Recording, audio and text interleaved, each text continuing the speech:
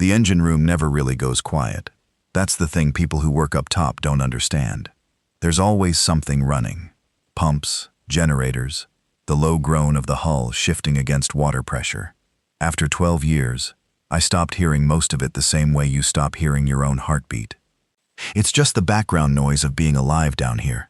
When something changes, you notice it the same way you'd notice if your heart skipped a beat. Not consciously, just somewhere in your chest. I'm telling you this because that's how it started. Not with screaming, not with some dramatic announcement over the PA.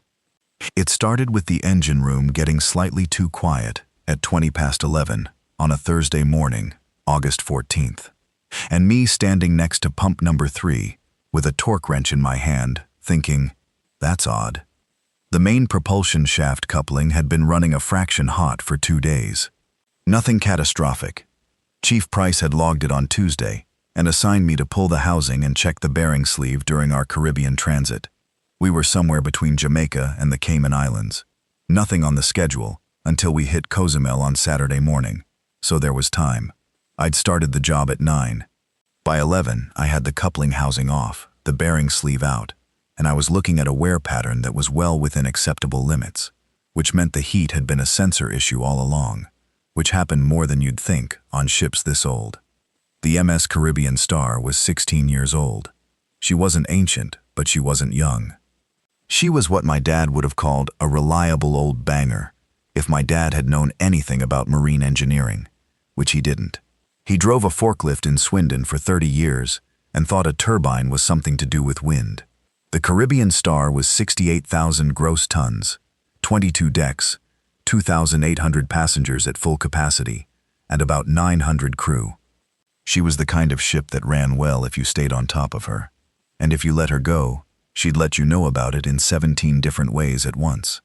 I was 3 decks below the waterline in the auxiliary machinery space, what the maintenance schedules called AMS-3.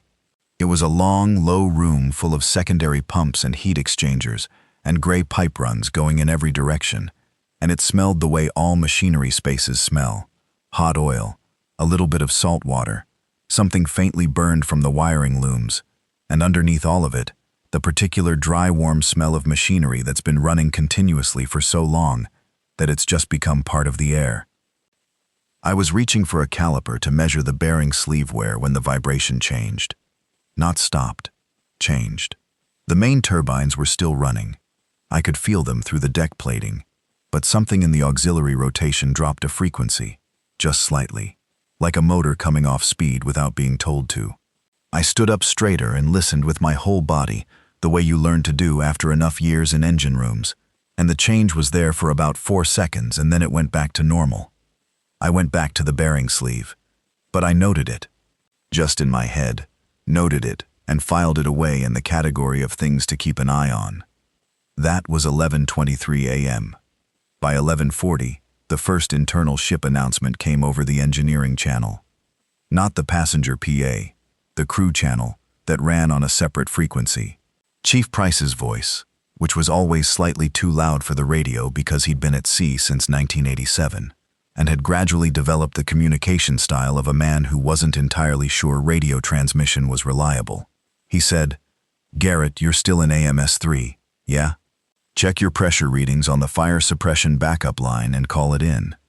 Not unusual.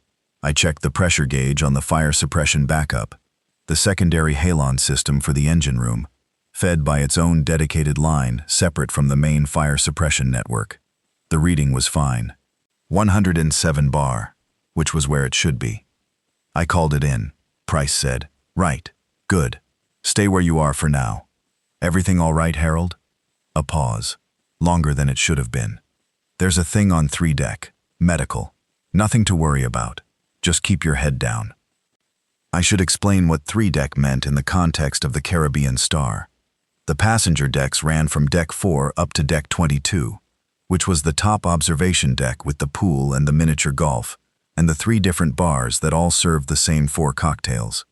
Deck 3 was the first crew-only deck below the passenger level, where the main crew corridor ran the full length of the ship, 640 meters from the bow crew access door to the stern, and where the crew mess, crew recreation area, laundry, and small sick bay were located. Below that was Deck 2, which was mostly storage and the hotel supply rooms. Below that was Deck 1, which was my territory. Machinery, engineering, electrical distribution, and the tank farms. So when Price said, "a thing on 3-deck medical," what he meant was, something had happened in the crew area. Not a passenger thing, a crew thing. I didn't think much of it. People got sick on ships. People got hurt. It happened. I went back to finishing my documentation on the bearing sleeve. At 11:58, the main lights in AMS-3 flickered. Just once, just briefly. Maybe 2 seconds of being on partial power while the system sorted itself out. And then they came back up to full brightness. But I heard the backup generator in the port side aft section kick on and run for 30 seconds before it stepped back down again. That generator was supposed to kick in when primary power dropped below 80% on the emergency bus. The fact that it kicked in at all meant primary power had dipped, which meant somewhere on the ship something was drawing significantly more current than it should be, or alternatively, something in the distribution system had faulted. I put down the caliper and walked to the engineering monitoring terminal at the far end of AMS-3. It was a wall-mounted touchscreen about the size of a laptop, running the ship's engineering management software, Siemens Ummensems, if you're interested, and you're probably not, but it's what they fitted on a lot of the larger European-built cruise ships in the mid-2000s. I pulled up the power distribution diagram and looked at it. There was a fault flag on the Deck 11 distribution board. Deck 11 was passenger accommodation, mid-ship. The fault was showing as a sustained overload on one of the branch circuits, specifically the branch that fed the cabin area between frames 180 and 210, which was roughly staterooms 1140 through to 1165. 26 staterooms drawing more power than the circuit was rated for. I stood there and thought about what could cause 26 staterooms to all simultaneously overload their power branch. The answer that came back was, nothing normal. Air conditioning units, yes. They drew more in the heat, and the Caribbean sun had been brutal all week. But the ship's evac system ran on its own dedicated high-current circuits, not the stateroom branch. The stateroom branch fed lights, sockets, TVs, mini-fridges. None of those, even all running at once, should have come close to overloading the branch. Something else was drawing that current. I tried to call Price on the radio to flag it. He didn't answer. I tried the engineering duty phone. Rang out. I tried the bridge direct line. We had a direct line to the bridge from all the engineering stations, because marine regulations said we had to have it. It rang 11 times, and nobody picked up. That was new. The bridge always answered their direct line. I stood in AMS-3 for a moment with the phone handset in my hand and the slight background noise of pumps and the distant feel of the main turbines through the deck plating, and I made a decision that probably saved my life, which was, go find out what's happening instead of waiting to be told. I locked the bearing sleeve housing back in place, didn't torque it properly, just hand tight, because I'd need to come back to it, and I gathered my tools into the bag, which I always kept with me, because leaving tools unsecured in a machinery space was the kind of thing that got people killed when something started vibrating at the wrong frequency. Bag over my shoulder, radio clipped to my chest, boiler suit zipped up, steel toe boots already on because you didn't go into an engine room without them. And I went to see what was happening. The access route from AMS-3 to Deck 3 ran through a connecting shaft alley, a narrow passage between the machinery spaces and the ship's structural frames, about 1.5 meters wide, running under the keel of the passenger decks for roughly 40 meters, before hitting a stairway. The shaft alley smelled different from the rest of the machinery spaces, colder, damper, because it was as close to the waterline as you could get without actually being below it, and the hull plates were always slightly wet from condensation. The lights in the shaft alley were fluorescent strips mounted on the overhead, and 2 of them were out, which they had been for 3 days, because the maintenance request hadn't been actioned yet. I walked through in the dim, with my hand lamp clipped to my boiler suit collar, not thinking very hard about anything, except the power fault on Deck 11, and what I was going to say to Harold Price when I found him. Halfway through the shaft alley, I heard something ahead of me. I stopped. It was coming from behind the steel access hatch that led to the bilge pump room under frame 94. The hatch was dog-legged and stenciled crew access, authorized only in 3 languages, and it was closed and supposedly locked. The sound was a kind of low, rhythmic knocking. Not loud, not frantic, just steady and slow, like someone tapping on the inside of the hatch with one finger, in no particular hurry. I stood there for maybe 10 seconds, telling myself it was a pump, a loose fitting, something vibrating against the hatch from the machinery side. I had a list of entirely reasonable explanations, and I went through them all. Then the knocking stopped, and I heard something that wasn't a pump, something that sounded like breathing, ragged and wet and wrong. I turned around and walked quickly back the way I'd come, and I took the long route to Deck 3, up through the main engine room access trunk, through the fuel management room, up the aft service ladder, and I only stopped running when I was clear of the shaft alley and in a lit, wide corridor with other people around. There were other people around. That was the first thing I noticed about Deck 3 when I got there.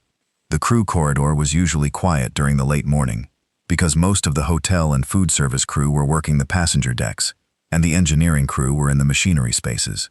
But when I stepped out of the aft service ladder stairway onto Deck 3, there were people in the corridor, 6 of them, maybe more further down toward the bow, standing around in little clusters, talking quietly. Crew members in uniform, some of them looking at their phones, which was slightly strange because phone signal was basically non-existent in the middle of the Caribbean. You relied on the ship's Wi-Fi, which was never great below the passenger decks. I recognized Elena Mwangi from the cabin stewardess team. Small woman, maybe 30 years old, from Mombasa, had worked the ship for 6 years and had a habit of leaving exactly 1 chocolate on the pillow, even when the passenger hadn't requested turn-down service, because she said it was polite. She was standing next to a tall Portuguese bloke whose name I never learned, and they were both looking at something on her phone. Their faces were wrong. Not scared, exactly. Just blank in a way that faces went blank when something had happened that they hadn't processed yet. "What's going on?" I said. Elena looked up. "They're saying it's a medical thing. Passenger went." She stopped. Started again. "Passenger attacked somebody. On 7 deck. Attacked. Bit." She said it like the word tasted strange. "Bit someone. A steward. They're saying he just bit him." Out of nowhere. I absorbed that. It wasn't completely unheard of. I'd been on a ship once where a passenger in the middle of a severe psychiatric break had attacked crew members, and another time where someone 3 days into a severe alcohol withdrawal had to be physically restrained. People could do strange things on ships. The closed environment, the strange hours, the floating in the middle of nowhere disorientation that affected some people badly. "Where's Price?" I said. "Who?" "My chief engineer, Harold Price." Welsh, big red ears. Always sounds like he's annoyed at a specific thing. "I don't know him," she said. "You should go to the crew mess. That's where they're sending people who aren't on duty." "Why?" She looked at me for a moment. "Captain's orders. Non-essential crew are supposed to stay off the passenger decks until further notice." "Right. So something was happening on the passenger decks that the captain didn't want extra crew wandering around during. That was a containment move. Keep the foot traffic controlled, present a calm face to the passengers, deal with the issue quietly." I nodded and walked toward the engineering section, which was back toward the stern, because the engineering section technically counted as essential, and I figured I could find Price there. Halfway down the corridor, I passed the crew sickbay.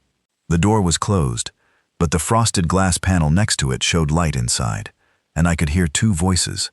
A woman's voice that I recognized as Dr. Bloom, the ship's chief medical officer, and a male voice I didn't recognize, saying something in a low, strained way that I couldn't make out the words of. Dr. Nadia Bloom was American, from Seattle, and she'd been the ship's doctor for about 8 months.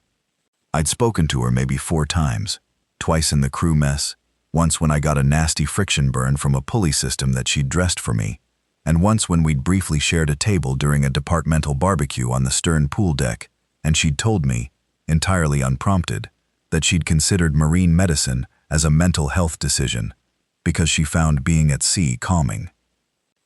She sounded considerably less calm now. I didn't knock. I filed it away and kept walking.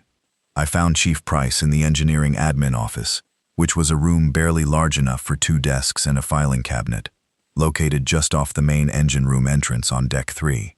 He was standing in the middle of it with his radio in one hand and his other hand pressed flat on the top of a desk, as if he needed the support.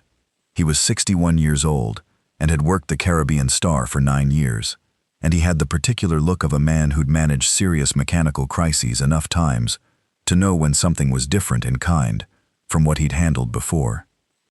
"Close the door," he said when I walked in. I closed the door. "What's happening? Have you had any issues in the machinery spaces? Anyone down there who shouldn't be?" There was something in the shaft alley under frame 94. In the bilge pump room. "What kind of something?" "Knocking. Breathing. I didn't open the hatch." He put the radio down on the desk. "Good. Don't open any hatches in the lower spaces without checking what's on the other side first." I waited. "We've got a situation," he said. "Passenger went berserk this morning. Bit 2 crew members and a couple of other passengers. Ship's doctor is saying it looks like some kind of infection. Fever, confusion, aggression. Captains contained the affected passengers on 7 deck, but..." He stopped, picked up the radio again, put it down. "But we haven't been able to reach shore since 6 this morning. Satellite comms are down. HF radio's down. We've got internal ship comms but nothing external. Both satellite and HF don't go down at the same time for no reason. I know that. So it's not just atmospheric interference. I know that too." We looked at each other. Neither of us said what we were both thinking, which was that communications going dark across multiple redundant systems simultaneously meant either a catastrophic equipment failure that should have shown fault codes and hadn't, or something happening outside the ship that was affecting the radio environment more broadly. And the second option was significantly more alarming than the first. "The power fault on deck 11, I said. "I flagged it from AMS-3. The branch between frames 180 and 210 is running an overload." Price closed his eyes briefly. "That's the containment area. They had to seal the stateroom corridor off, and they've got lighting running continuously, plus some kind of monitoring equipment the doctor pulled from the medical bay. The branch wasn't sized for it. I can rebalance the load across 2 circuits if you want. Give me 20 minutes in the Deck 11 distribution room." "Not yet. Stay out of the passenger decks for now." He looked at his watch. "Captain's briefing department heads in 2 hours. We'll know more then." I asked if I could get back to my bearing sleeve work. He said yes.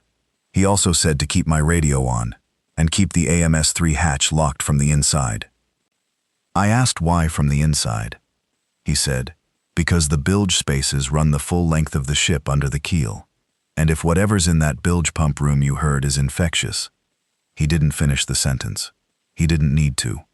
So I went back to AMS-3. I torqued the bearing sleeve housing properly. I filed my documentation. I sat on an equipment crate and ate the sandwich I'd brought down from the crew mess at 9 that morning, which was getting dry at the edges by now, and I listened to the ship. The ship was making all the right noises. Main turbines running, auxiliary systems cycling normally, the hull doing its usual low-frequency protest at being pushed through water.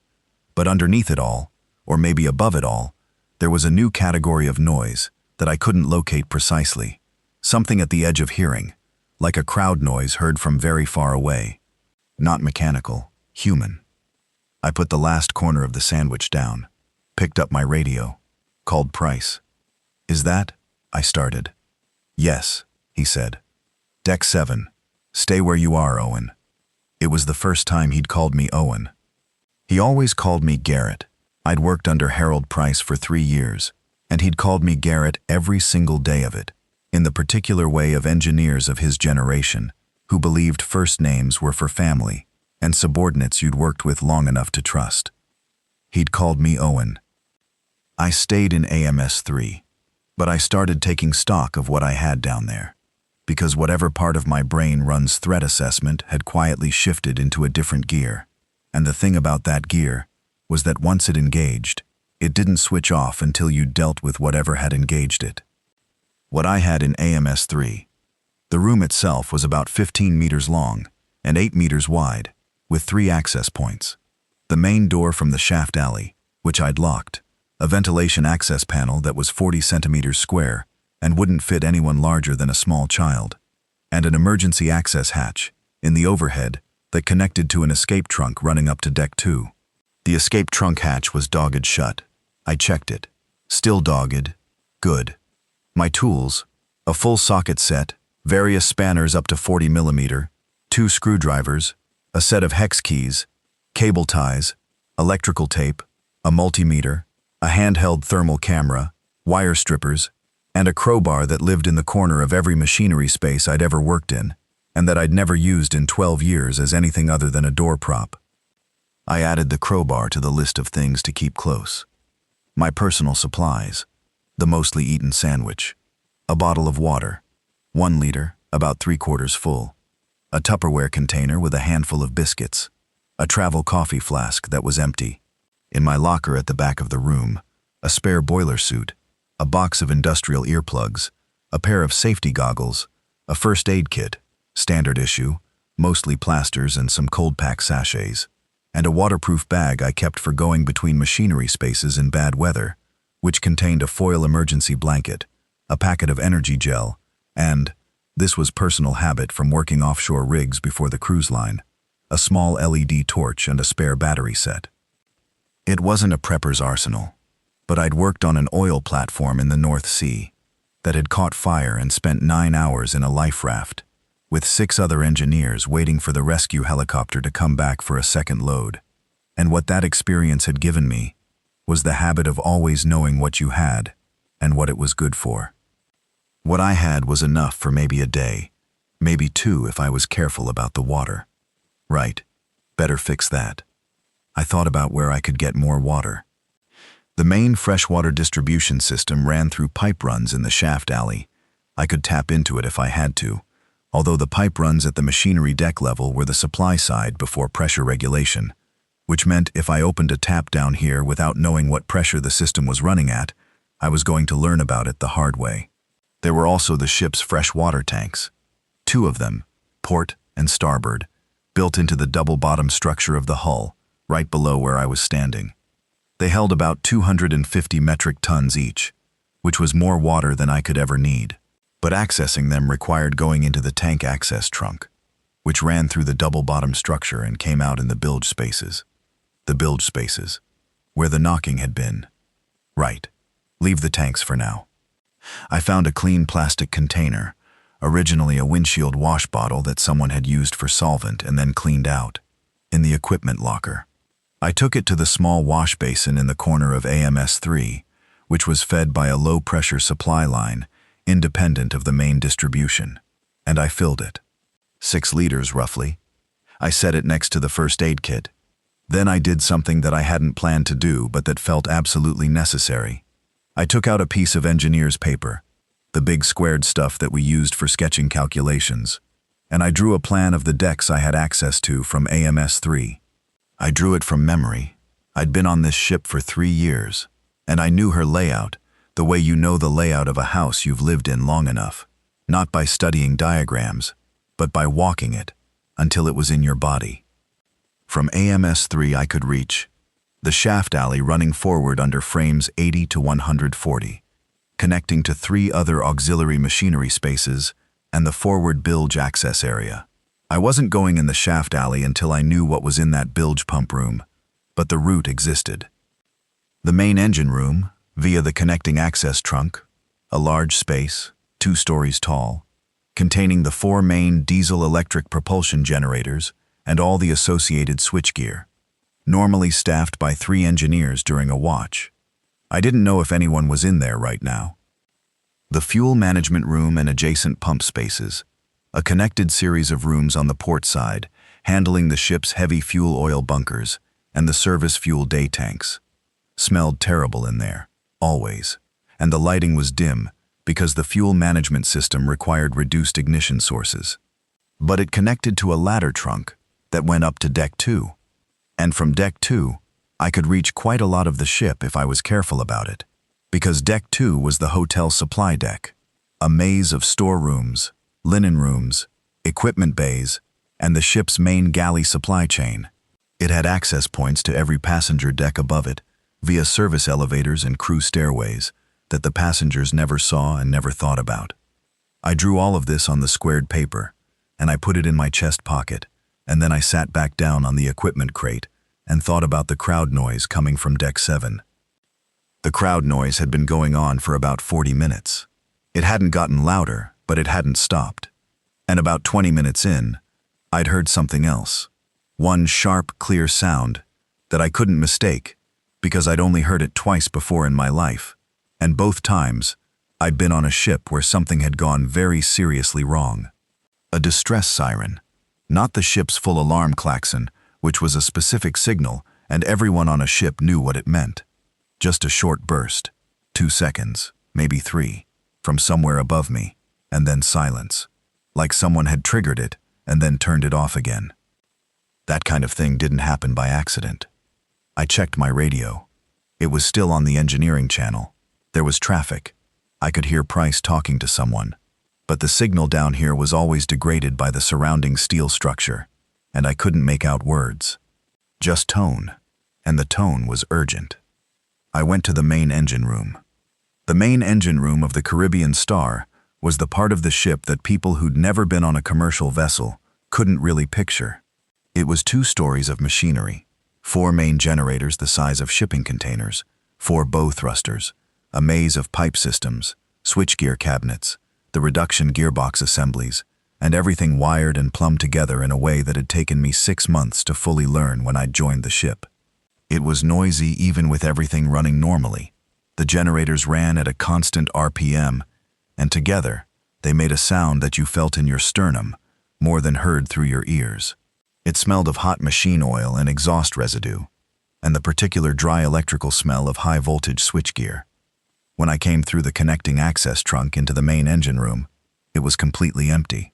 No engineers on watch. Not one. The watch station, a console of monitoring screens and controls at the center of the room, was lit up and running automatically because the Caribbean Star had an integrated automation system that could run the machinery unsupervised for short periods. But the watch station log showed that the last engineer sign-off had been 50 minutes ago.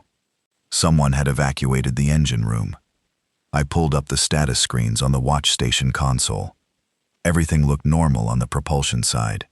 Main generators 1 through 4 all online, load balanced. Fuel consumption normal. Cooling water temperatures in spec. Propulsion shafts turning at cruise speed. But on the ship-wide monitoring panel, the screen that showed the status of every major system from bow to stern, there were 6 new fault flags that hadn't been there at 11:30 when I'd looked at the terminal in AMS-3. All of them in the same area of the ship, 7 and 8 deck, mid to aft section. Fire detection activations, 3 of them, showing as smoke detectors, not heat detectors, which meant visible combustion wasn't necessarily happening, but something was producing smoke. Door position alarms, 2 stateroom corridor fire doors showing as open and not responding to automated closure commands. 1 HVAC zone showing as isolated, which meant someone had manually shut down the air handling to that section. 7 deck, mid to aft. Same area where Elena had told me the passenger incident had happened. I stood at the watch station console, and I thought about what I actually knew versus what I was inferring. What I knew, a passenger had attacked crew members and other passengers. Communications with shore were down. There was an unexplained presence in the bilge pump room under frame 94. Non-essential crew had been told to stay off the passenger decks. The engine room watch had been evacuated. There were fire detection alerts on 7 deck.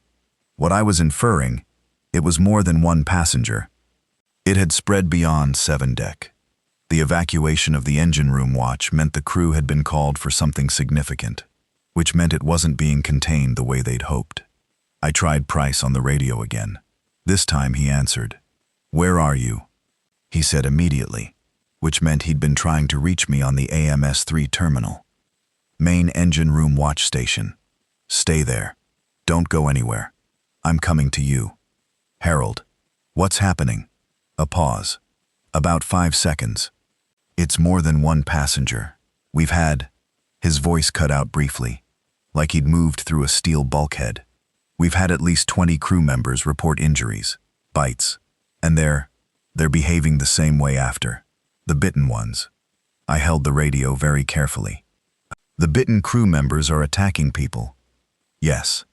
How many are we talking about? Total, infected. We don't know. Captain has ordered all crew to shelter in place. Passenger muster is not happening.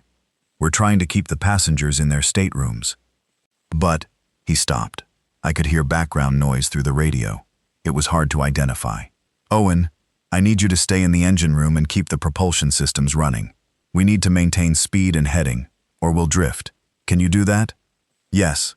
Come down, I'll let you in. He said he was on his way. He hung up. I went to the main engine room access hatch, the one that connected to the interior stairway used by engine room crew, and I locked it from inside. Then I went around the room and locked every other access point I could find. There were 7 in total. I locked 6 of them. The 7th was the escape trunk leading to the ship's exterior emergency access point on Deck 1. I left that one on its dog catches, not locked, because I wanted that exit to remain available. Then I went back to the watch station and I thought. Infection, spreading through bites. People who got bitten then acting the same way. Everyone had heard the news over the past few months. The things coming out of South America and then the Caribbean coastal cities. The reports that had been vague and then more specific and then very specific. And then, about 3 weeks ago, the news channels had started covering it with the kind of sustained attention that meant it was real, and it was big, and the initial assessments had been wrong. But we'd been at sea. The ship had departed Miami 11 days ago, and 11 days ago the news was that it was a public health emergency, but that authorities had it under control. There'd been reports that it was limited to certain coastal regions. There'd been official statements from health organizations saying it wasn't transmitted by casual contact.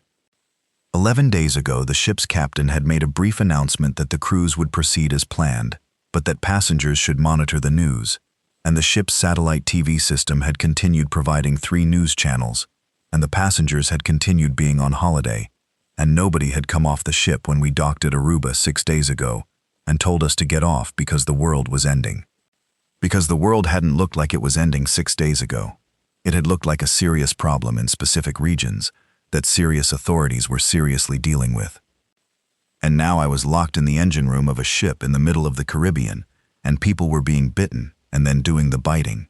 And Harold Price, who had managed engine room fires, catastrophic flooding events, a fuel contamination crisis that had stranded the ship in port for 11 days in Nassau, and one incident involving a gas main rupture that he'd fixed personally with nothing but 2 pipe clamps and a length of copper tube. Harold Price had sounded scared. Price arrived 14 minutes later. He knocked on the access hatch from the interior stairway, and I let him in and locked it again behind him. He was 61 years old, and he looked, in that moment, about 75. His face had a gray cast to it that I'd only ever seen on people who'd been told something they couldn't quite integrate yet. He was alone. I'd expected maybe 1 or 2 others with him. "Where is everyone?" I said. Sealed in wherever they were when the captain gave the order. He went straight to the watch station and checked the system status displays. Dr. Bloom is sealed in the crew sickbay with 2 nurses and a steward who got bitten. The captain and first officer are on the bridge with 3 crew. The hotel manager has got maybe 30 crew sealed in the crew mess on 3 deck. The rest? He shook his head. I don't know. The engine room watch? I sent them up to join the crew mess group when the alert came through. I should have. He stopped. I should have sent them down here. Kept them in the machinery spaces. The crew mess is on 3 deck, and 3 deck is... What's on 3 deck? He looked at me. The infected crew from the first incident. The bitten ones from this morning who we thought we'd isolated in the sick bay. They got out. 2 of them.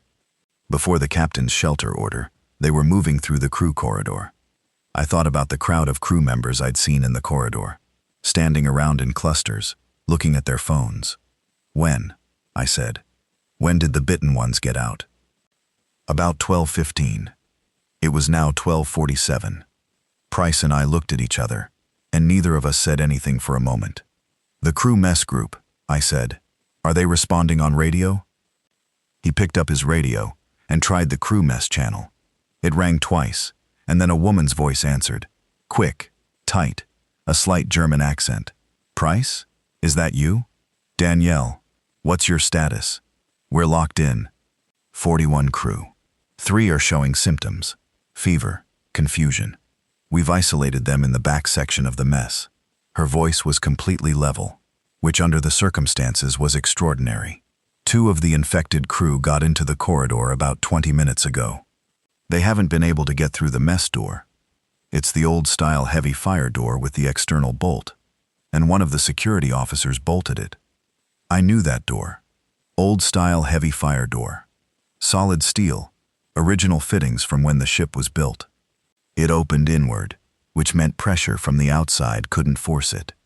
Who's the security officer? I said. Price held the radio so I could hear. Brett Hollis, she said.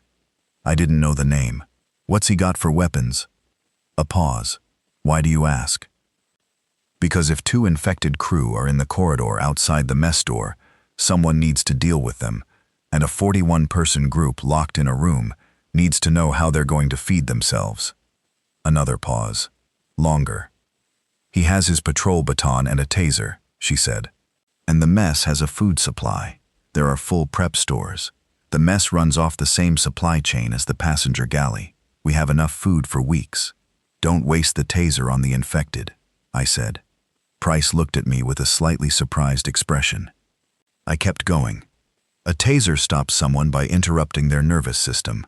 If the infection affects how their nervous system operates the same way as reported, a taser charge might not stop them. Use the baton. Aim for the head or the knees.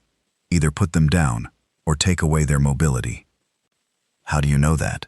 Danielle asked. I didn't answer that directly. Who else do you have who knows this ship? Engineers? Maintenance crew? 1 engineer, Tommy Erickson, deck cadet. He's 2nd year. He knows the Deck 3 crew spaces. Young, but useful. Can he access the Deck 2 supply corridor from within the crew mess space? How? There's a service lift access at the back of the mess preparation area. It runs direct to Deck 2. Find it. Don't use it yet. Just find it and make sure it's clear. She said she would. Price closed the radio connection and looked at me. What are you planning? Nothing yet, I said, which wasn't entirely true. Tell me what the captain said in his last communication.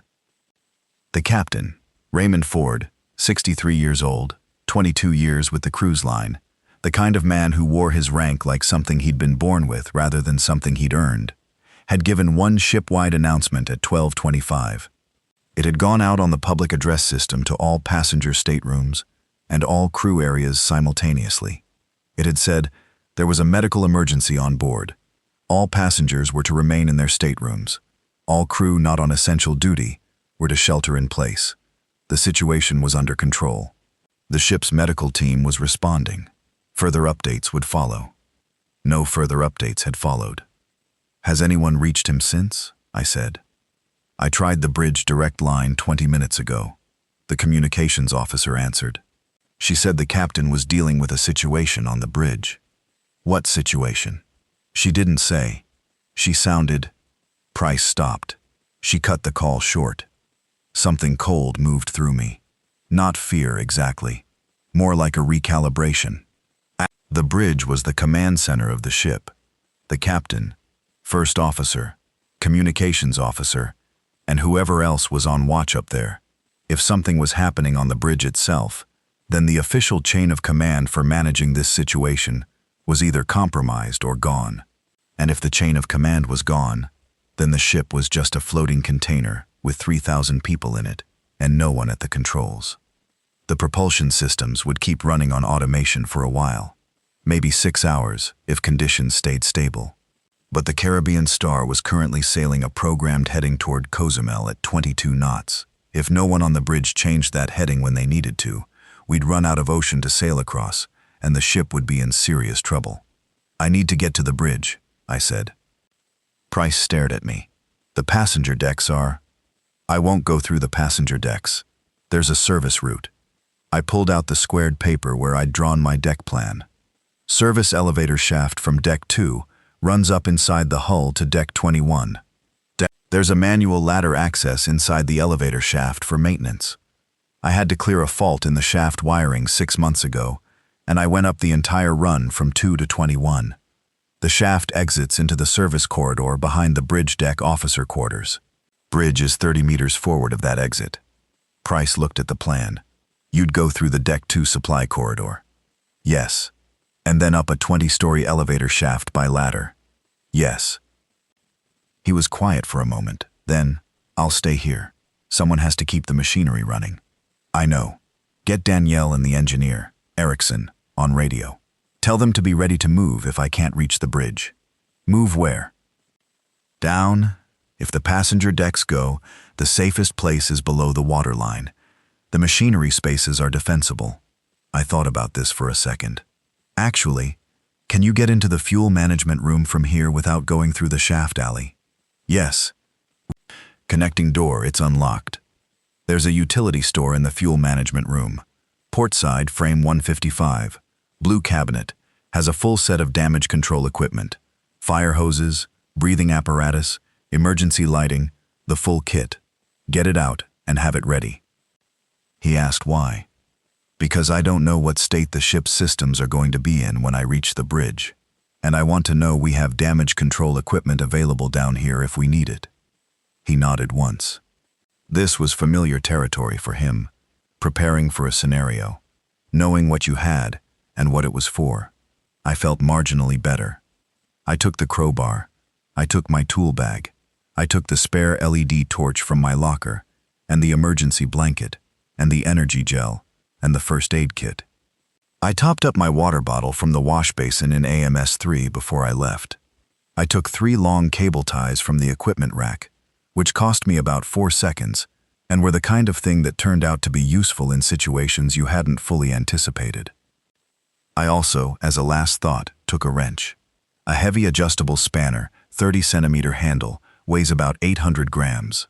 Not a weapon, an engineer's tool, but substantial, and I put it in the side pocket of my tool bag where I could reach it in one motion. Then I went to find out what was happening on the bridge. The route from the engine room to Deck 2 went through the fuel management room, then up a fixed ladder in a vent trunk, then through a fire door into the Deck 2 supply corridor. The vent trunk was uncomfortable, barely wide enough for my shoulders, and it smelled heavily of exhaust residue from the engine room below. But I'd been through it before during an emergency lighting drill, and I knew it was clear. The Deck 2 supply corridor was long and straight and bright, with fluorescent lighting. This part of the ship's systems was working fine.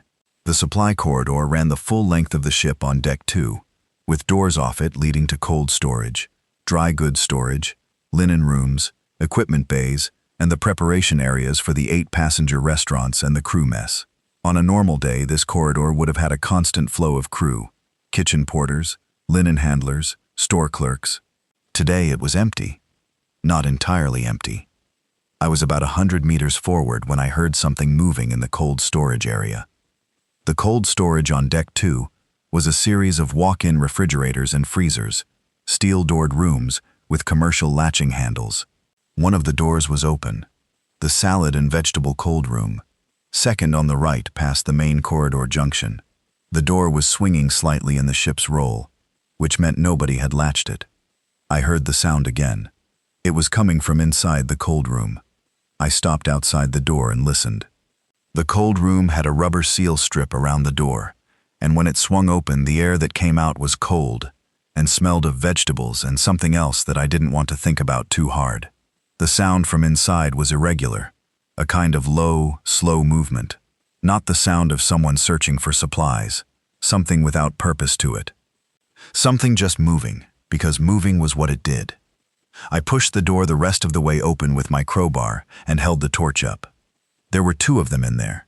A woman in passenger clothing, floral print dress, flat sandals, 1 sandal missing, and a man in a pool steward's uniform. Both of them were turned away from me when I opened the door, facing the back wall of the cold room. Both of them in a kind of slow, directionless movement, shifting their weight from foot to foot, hands hanging loosely. heads moving in small, aimless angles. The pool steward had blood on the back of his collar. The woman in the dress had a wound on her forearm that was wrapped badly, someone having tried to bandage it with what looked like a dishcloth. They turned when the cold air shifted from the door opening, turned toward me. Their faces. I'll describe this carefully, because I want to be accurate. Their faces were not the faces of people who recognized me or were looking at me. Their eyes were open and functioning in the sense that they were tracking movement, tracking the light from my torch, but there was nothing behind that tracking. No calculation, no recognition. Nothing that processed what they were seeing in the way a functioning mind processes visual input. They saw light and they moved toward it. Not because they decided to, but because that was what their bodies did now. The woman made a sound, low in her throat. Not a word, not even an attempt at a word, just a sound. And the man started moving toward the door, not quickly, not purposefully, just moving, the way water moves downhill, following the path of least resistance toward the open door, toward me, toward the light. I stepped back and pulled the cold room door shut with the crowbar. It latched on its own. I stood in the corridor with the crowbar in both hands, and my heart doing something unpleasant in my chest. And I breathed very carefully through my nose for about 15 seconds. Then I kept moving forward. I didn't let myself think very hard about what I'd just seen. I'd think about it later. Right now I had a route to maintain, and a bridge to reach, and an engine room to keep from turning into a casualty zone, and those were concrete problems with concrete solutions, and that was where I was putting my attention. I passed 3 more closed doors that had noise behind them. I didn't open any of them. One of them, the dry goods room midway along the corridor, had something pressed against the inside of the door, because the door was bulging slightly outward at about chest height, not breaking through. Just pressure. I walked past it with my shoulder against the opposite wall. The service elevator was at the forward end of Deck 2, near the bow crew areas. The elevator itself was a large freight lift, used for bringing supplies from Deck 2 up to the passenger restaurants on the decks above. The elevator car was at Deck 2 level, which meant the shaft above it was clear. I needed to get into the shaft above the car to reach the maintenance ladder. There was an access panel in the overhead of the elevator car, a trapdoor essentially, maintenance standard across every elevator system. I got into the elevator car, checked that the power was off. It was. The whole elevator system was showing no power, which was a separate fault from the main power, and probably connected to the Deck 11 distribution problem, and I forced the trapdoor with the crowbar. It opened upward into the shaft. The elevator shaft was tall and dark and smelled of grease and electrical residue. The maintenance ladder ran up the port side wall, welded to the shaft structure at regular intervals. I couldn't see the top. I shone my torch up and counted the floors by the landing markers. A white-painted horizontal bar at each deck level, with the deck number stenciled on it in red. Deck 2, Deck 3, Deck 4, and so on, up to 21. 19 floors. The ladder rungs were round steel bar, about 2 centimeters diameter, mounted on brackets that gave about 20 centimeters of clearance between rung and wall. I had my tool bag over one shoulder. The bag weighed maybe 8 kilograms, which was manageable. But by about Deck 8, I was feeling it in my right shoulder, where the strap was cutting in. I stopped on the Deck 8 landing platform. Just a small steel grating, barely big enough to stand on, and I redistributed the bag to the center of my back. From Deck 8, I could hear the ship differently. The elevator shaft ran through the center of the vessel's interior, and it was remarkable for the sounds it collected. Below me, I could hear the engine room, the low, sustained rumble of the generators, transmitted through the hull structure. But I could also hear, leaking in through the elevator doors at the various deck landings, the sounds of the ship around me. Deck 4, nothing. Silence, with a kind of held quality, like rooms full of people holding their breath. Deck 5, a sound I couldn't identify for a moment. Rhythmic, slow, against what sounded like a metal surface. Something banging against a door, perhaps. Steady. Deck 6. Raised voices. 2 of them at least. Both human and coherent. Crew voices. Someone giving instructions. Someone else asking a question. I couldn't make out words. The sound faded as I climbed past. Deck 7.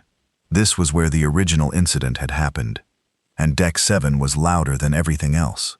The sounds coming through the elevator door were, I don't want to exaggerate this, but I also don't want to understate it. It was crowd noise. A lot of people. Some of it sounded like screaming.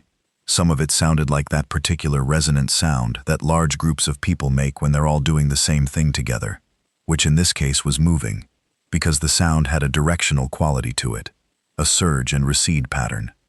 I climbed past Deck 7 as quickly as I could, and didn't stop at its landing. Deck 8 through 12 were quieter, distant noise, filtered through the ship's structure. 12 to 16, quieter still. By 16 I was breathing hard and my shoulder was aching, and I stopped for 2 minutes with my back against the shaft wall and my feet braced on the ladder rungs, and I drank from my water bottle and tried not to think too specifically about what I'd heard on 7. 16 floors was a long way to climb in a maintenance shaft with a heavy bag. By Deck 19, I was done with being dignified about it, and I was climbing on spite and stubbornness alone, which honestly wasn't a bad fuel source. The Deck 21 exit from the maintenance ladder opened through an access panel into the service corridor behind the bridge deck officer quarters. The service corridor was narrow, low-ceilinged, running the breadth of the ship between the elevator shaft and the exterior officer cabin block. It smelled of carpet cleaning solution and laundry, because the bridge deck cabin attendant stored supplies here. There was a cleaning cart parked against one wall, untouched, like whoever had been using it had just stepped away for a moment. I stood in the service corridor and caught my breath and listened. From somewhere forward, past the officer cabins, I could hear voices, multiple voices, raised, but not screaming. More like an argument, or a very intense conversation that had gone beyond the point of people choosing their words. I moved forward carefully. The service corridor ended at a door into the main bridge deck internal passageway, which was carpeted and paneled in the ship's signature pale wood trim, much nicer than everything I'd been moving through, because this was where the senior officers had their accommodations and the standard of finishings reflected their rank. The door was cracked open about 2 centimeters. I looked through the crack. The main passageway was empty in my immediate view, but the voices were coming from forward, maybe 20 meters, where the passageway opened out into the bridge access lobby, the anteroom between officer accommodation and the bridge proper. I pushed the door open slowly and moved into the passageway. I walked forward on the balls of my feet, which was slightly absurd in steel-toe boots, but I tried. The voices resolved as I got closer. A man's voice, older, authoritative, strained. A woman's voice, younger, more controlled. A third voice I couldn't gender yet, broken and intermittent, saying something in what sounded like pleading. I reached the entrance to the bridge access lobby. There were 4 people in the lobby. Captain Ford, I recognized him, stocky man with close-cropped gray hair, immaculate white uniform that was no longer entirely immaculate, his jacket open at the collar, and a long scratch down one forearm that someone had wrapped with a bandage from what looked like a first aid kit. First Officer Steph Klaas. I'd seen her on the ship before, but hadn't spoken to her. Dutch, early 40s. Very calm manner that she'd retained, in the sense that she was still speaking, without shouting, but she didn't look calm. The communications officer, whose name I didn't know, sitting on the floor against the wall with her face in her hands. And a 4th person, a passenger.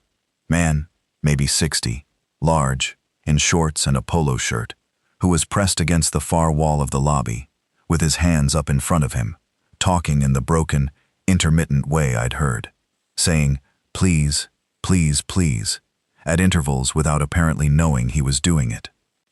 Captain Ford had his back to me. He was talking to First Officer Klaas, gesturing with one hand. The gesture was emphatic. He was saying, cannot wait for them to clear the deck. We have a navigational deadline in 6 hours, and I am not going to drift this ship onto the... He heard me behind him. He turned. His face went through about 3 expressions in half a second. Surprise, recognition, suspicion, and settled on something that was more relief than anything else. which told me that the situation on the bridge was worse than the communication with Price had suggested. "Garrett," he said, "Marine Engineering. You came from below?" "Service route through the elevator shaft." I looked around the lobby. "What happened up here?" Klaus answered. "Infected passenger got onto 22 deck about 40 minutes ago. We locked down the bridge entry. There are blast-proof doors on the bridge entrance and we closed them. But 3 crew members were outside the doors when we locked them." She didn't continue. The passenger against the wall said, "Please," again. "He was on the bridge observation balcony," Ford said, indicating the passenger. "We brought him in when the 22 deck situation developed. He's fine." "And the communications officer?" I looked at her, still on the floor. She's managing," Klaus said. "She had a close encounter in the chart room before we locked the blast doors. She's uninjured." I believed the uninjured part. "How many crew on the bridge right now?" 8, Ford said. "Including you if you're staying." "I'm staying for now. I need to know the ship's navigational situation." Ford looked at me with the particular expression of senior officers when engineers overstepped their technical role to ask questions outside their department. Then the expression softened, because he was a practical man, and the situation was what it was. "Current heading 287, approximately 40 knots per hour of cross-current. We're on automated course management for Cozumel. In approximately 5 hours and 40 minutes, we'll need to alter course 15 degrees south to clear a shoal area northeast of Cozumel. If we don't alter course, the automated system will signal an alert, but will hold the current heading, and we'll have a grounding risk in the shoal water." "Can the automated system be adjusted?" "To do what?" "To hold any specific heading we program now. Not the Cozumel route, just hold a heading." "Yes. Why?" "Because I want to know what our options are. If I tell the system to hold a heading, will it do it without further bridge crew input? For up to 12 hours before it requires confirmation." "Why do you want to hold a heading? We're going to Cozumel." I looked at him. I tried to think of a gentle way to say what I was about to say and couldn't find one.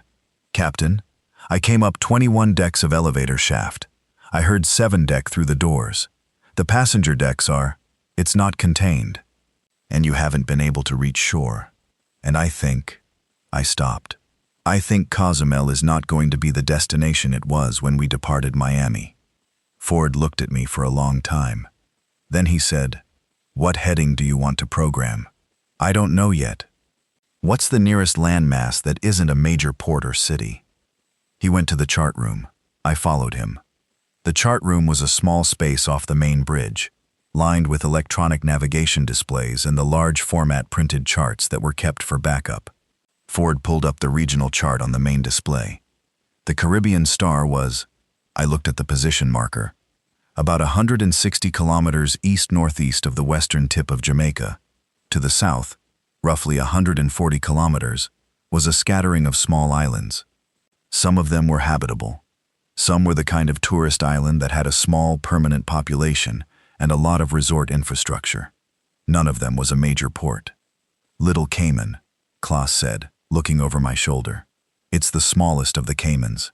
Population under 2,000. No major harbor, but there's a beach on the south side long enough to bring a vessel of this class in for emergency grounding. Distance? Current position." She did the calculation. "About 190 kilometers. At cruise speed, 8 hours roughly. Adjusted speed, we could do it in 7. Ford was quiet. He was looking at the chart with his arms folded. "We're running on automation right now," I said. "If I can get the bridge crew to take over manual watch, we can steer for Little Cayman. I can keep the engineering systems running from here. The bridge engineering console has remote monitoring capability." I checked the console. It did. We get there, we ground the ship on the beach. People can walk off onto land. 3,000 people, Ford said, many of whom are infected. "Yes, but they're moving towards sound and light. If we can get the uninfected off the ship in an organized..." "The lifeboats," Klaus said. We both looked at her. "I tried to launch Lifeboat Station 8 as a test when the situation first developed," she said. "Lifeboat 8 is on the 7-deck exterior lifeboat deck, port side aft." I sent 2 crew members to carry out the launch protocol. She paused. They didn't come back. When I looked at the exterior camera feed for the lifeboat deck, she stopped again. The lifeboat deck has infected on it. I don't know how many. So the lifeboats were compromised. The standard emergency evacuation route wasn't an option. We don't launch lifeboats, I said. We drive the ship to the island. Can we do that without the bridge crew having to expose themselves to the passenger decks? Ford said yes. The bridge was fully sealed. The blast doors between the bridge and the rest of the ship's interior were closed and locked. Bridge crew had access to the exterior bridge wing on both sides, which was open deck at the front of the ship, at deck 22 level, completely separate from the passenger spaces. They had food from the bridge crew emergency rations, enough for several days. They had water. They were functionally safe. Then steer for Little Cayman, I said. I'll go back down and manage the engineering. Ford thought about this for a moment. Then he nodded. Slowly, but he nodded. And he went to the navigation console to program the course change. Before I went back to the elevator shaft, I stopped at the communications console. The communications officer, her name was Lauren Ashworth, I read it off her name badge, was back in her chair now. She'd washed her face. She was working the console with her eyes slightly too wide, which was the look of someone doing a technical task very carefully in order not to think about anything else. Any comms at all? I said. Satellites completely dead. HF has too much interference to get a clear signal. I had something on the civilian marine VHF frequencies about, she checked her notes, about 2 hours ago. A transmission. It was brief and it cut out. What did it say? She looked at me. It said, do not approach any port or harbored vessel. Repeat, do not approach. It said a name, a ship name. I only caught part of it. Coral something. Coral M. She stopped. Coral Empress, I said. She stared at me. You know it? I don't. But if it's a cruise ship, the Coral Empress was in the Caribbean at the same time as us. Different itinerary. I saw her in port in Nassau when we docked there 4 months ago. I thought about that warning. Do not approach. Do not approach any harbored vessel. Can you broadcast on any frequency? Marine VHF. Short range, maybe 20 kilometers. Keep broadcasting our position and status on channel 16. Every 30 minutes, just ship name, position, crew status. If anyone's out there, they'll find us. She said she would. I went back to the elevator shaft. Going down was faster and worse. Faster because gravity was helpful. Worse because going down a maintenance ladder in the dark with a heavy bag, while trying not to make noise, required more active concentration than going up.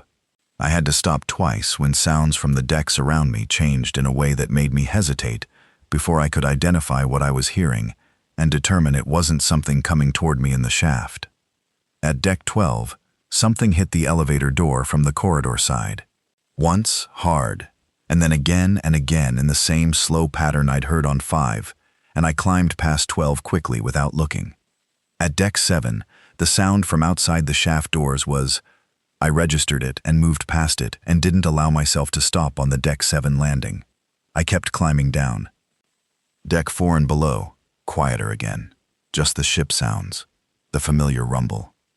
I got back to the freight elevator car at deck 2, dropped down through the trapdoor into the car, stood for a moment in the dim, and breathed. I checked my watch. It was 14:10. About 2.5 hours since the first announcement. I'd been up and down the elevator shaft for about 45 minutes. I went back through the deck 2 supply corridor, this time moving faster because I knew the route, and I knew what was behind which doors, and which of them I didn't need to worry about. But when I passed the dry goods room, the one that had been bulging outward, the door was open, not the way it had been pushed from inside. Open all the way, swinging free. I stopped. I shone the torch into the dry goods room. The room was a large store. Shelves floor to ceiling on all walls. Pallets of boxed goods in the center. The shelves along the left wall held bulk dry goods. Flour, sugar, rice, pasta, canned goods by the case. The right wall was condiments and cooking supplies. The center pallets were bread and baked goods, bagged goods, the kind of high-volume product that a ship this size went through quickly. The room was empty. Whatever had been pressing against the door from inside was gone. Through the other side of the storeroom was a connecting door to the preparation area of the main restaurant supply chain, which itself connected to stairways and service corridors that I hadn't mapped on my squared paper plan because they hadn't seemed relevant. They seemed very relevant now. Something was moving through Deck 2 that I didn't know about, through supply corridors, connecting rooms, routes that weren't on the standard plans because they were hotel department routes, and I was an engineer, and our maps of the ship didn't quite overlap. I moved quickly and quietly back to the fuel management room access, through it, and back into the main engine room. I locked the fuel management room connecting door behind me. I went to the watch station. Everything was still running. I called Price. "I'm back," I said. "The bridge is functional. Ford is steering for Little Cayman, about 7 hours." "Good." He sounded steadier than before. He'd been busy. I could hear it in his voice, the particular quality of someone who'd been doing tasks, and thereby avoiding thinking.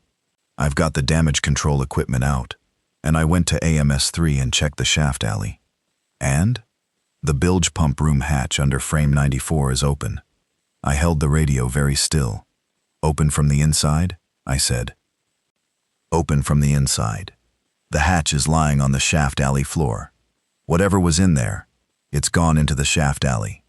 The shaft alley connected to 3 other auxiliary machinery spaces, and it connected to the main engine room, not directly, but through the access trunk, which currently had a locked door between the shaft alley and the engine room. "Is the access trunk hatch locked?" I said. "Yes. I checked it as soon as I found the bilge room hatch open. It's locked and the dogs are on." "Keep it that way." I stood at the watch station for a moment. Then I picked up my crowbar.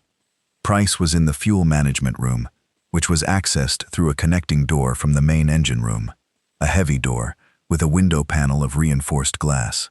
I went to the connecting door and looked through the window. He was standing at the utility workbench that ran along the port wall, laying out damage control equipment. The fire hose was coiled at his feet. The breathing apparatus was on the bench. Emergency lighting packs, 3 of them, were lined up beside it. He saw me through the window and came to the door. I let him in. "Are you alone?" he said. "I am. I need to reach the crew mess and get Danielle and the engineer, Erickson, down here. The crew mess is on 3 deck. The access from here to 3 deck goes through the shaft alley connection, which I'm not using, or through the Deck 2 supply corridor via the fuel management room exit to the vent trunk. I thought about the open supply room door on Deck 2. The Deck 2 corridor has movement in it that I can't identify. There's another route. The external access trunk. Forward external. That was the route along the exterior of the hull. At the level of Deck 1, below the waterline markers, there was an external inspection route that ran under the passenger deck structure. It was exposed to the elements, spray, wave wash on rough days. But this was the Caribbean in August, and the water was flat, and the weather was clear. The external inspection route connected at the forward end to a ladder that ran up to the crew access door on Deck 3, which was how maintenance crew got to the forward section of the ship for hull inspections without going through the passenger decks. I went to the aft side external deck access door on the engine room. There was a small airlock-style arrangement, 2 heavy steel doors, that let crew access the exterior of the hull at the engine room level without flooding the machinery spaces. I checked through the porthole in the outer door. Clear, ocean, flat horizon, the Caribbean sun hitting the water at a low afternoon angle, hot and bright and completely normal looking, which was deeply strange. I went through the airlock onto the exterior deck. The exterior access route at Deck 1 level was a narrow walkway, maybe half a meter wide, running along the outside of the hull. To the left, the ocean, flat blue, rolling slightly. To the right, the hull of the ship, curving up and over me in a long white wall. Above me, the overhang of the passenger deck structure, which meant I was in shade. The walkway had a safety railing, which I kept my hand on because the deck was slightly wet from sea spray. The ship was still moving, 22 knots, which felt much faster from out here on the hull than it did from inside. The bow wave was far forward, but I could feel the movement of the water. I moved forward. The walkway was maybe 400 meters from the engine room airlock to the forward access ladder. I moved as quickly as the surface allowed, keeping close to the hull. The sound of the ocean was remarkably peaceful out here. I thought about Ellie, briefly. My wife, estranged wife, who'd told me 7 months ago that she couldn't do it anymore. The being alone while I was at sea, and who was now presumably somewhere in Bristol, doing whatever normal people in Bristol were doing on a Thursday afternoon, or perhaps not normal things, because Bristol was in England, and England was part of the world, and the world was apparently not in the shape it had been in when I'd last paid it much attention. I hoped she was somewhere safe. I didn't let myself think about it past that, because thinking about it past that was not useful. The forward access ladder was there. I went up it. 3 decks from exterior deck 1 level to the crew access door on deck 3, exterior forward. The crew access door was unlocked from outside. It had a number keypad on the interior but opened with a push handle from the exterior. I pushed it open and stepped into the forward section of the deck 3 crew corridor. The corridor was different from how it had been when I'd walked through it before. Then, there had been crew members clustered in groups, looking at phones. Now it was empty in both directions. The fluorescent lights were on. The PA speakers were silent. About 30 meters aft of where I'd come in, one of the corridor fire doors, the big sliding panels that were supposed to prevent smoke spread in a fire, was closed, which meant it had been activated by the fire detection system, which meant the smoke detectors in this section had triggered. I could smell, very faintly, something burned. Not a fire smell, more like electronics overheating. I moved aft carefully. The crew mess was approximately 200 meters forward of the engineering section. I'd come in on the wrong end of the corridor. I needed to move aft to get to it. The closed fire door was an obstacle. The sliding fire doors operated electrically, and if the section power was out, they'd hold in place on a magnetic lock. There was a manual release, a red handle on the wall next to the door, but pulling it released the lock and let the door slide, and the door sliding would make noise. I pulled the handle. The door slid, and it made noise, a short grinding sound as the track gave slightly. 2 seconds maybe? I went through into the next corridor section. Nothing moved. I continued aft. The crew mess was identified by a laminated sign on the door in 4 languages, and by the sound of voices, quiet voices, tense but present, behind it. I knocked twice and then twice again, which I'd established with Danielle via radio as the signal code. Silence inside. Then, "Who's there?" "Garrett. Marine Engineering. I talked to you on the radio." A pause. The sound of a bolt being drawn. The door opened. The inside of the crew mess was lit with the emergency lighting strips. The main fluorescent fixtures were off, suggesting the power to this section of Deck 3 was partially out. The emergency lights gave everything a slightly yellowish, flat tone. 41 crew members occupied the mess, which in normal conditions held about 60 people comfortably. Most of them were sitting, on benches, on the floor, on the counter of the meal-serving area. Some were sleeping, which was its own kind of survival strategy. A few were standing near the walls, and near the back of the room, partitioned off by several tables pushed together, were 3 people who were clearly in a different state from everyone else, seated, restrained. Someone had cable-tied their wrists behind them, which was improvised but probably necessary, and making sounds that weren't words. The woman who'd opened the door was Danielle Voss. She was 32 years old, German-born, and she was the ship's assistant hotel manager, which meant she was responsible for the management of about 400 crew members across the hotel departments. She was not a large person, maybe 165, average build, but she had the particular quality of someone who ran large teams, which was that she gave the impression of taking up exactly as much space as she needed, no more and no less. Her hair was pulled back and there was a bruise developing along her jaw. "Where did that come from?" I said, indicating the jaw. "One of the infected crew, before we isolated them, the back table partition. She wasn't making a big deal of it. You said on the radio to find the service lift access. Tommy found it." She introduced me to Tommy Eriksson, who was 22 years old and Norwegian, and had the build of someone who'd done a lot of sport in secondary school. Broad shoulders, still growing into them slightly. He was a deck cadet, which meant he was qualified on deck operations, but was here on the Caribbean Star as a training placement, and didn't know the ship as well as he might.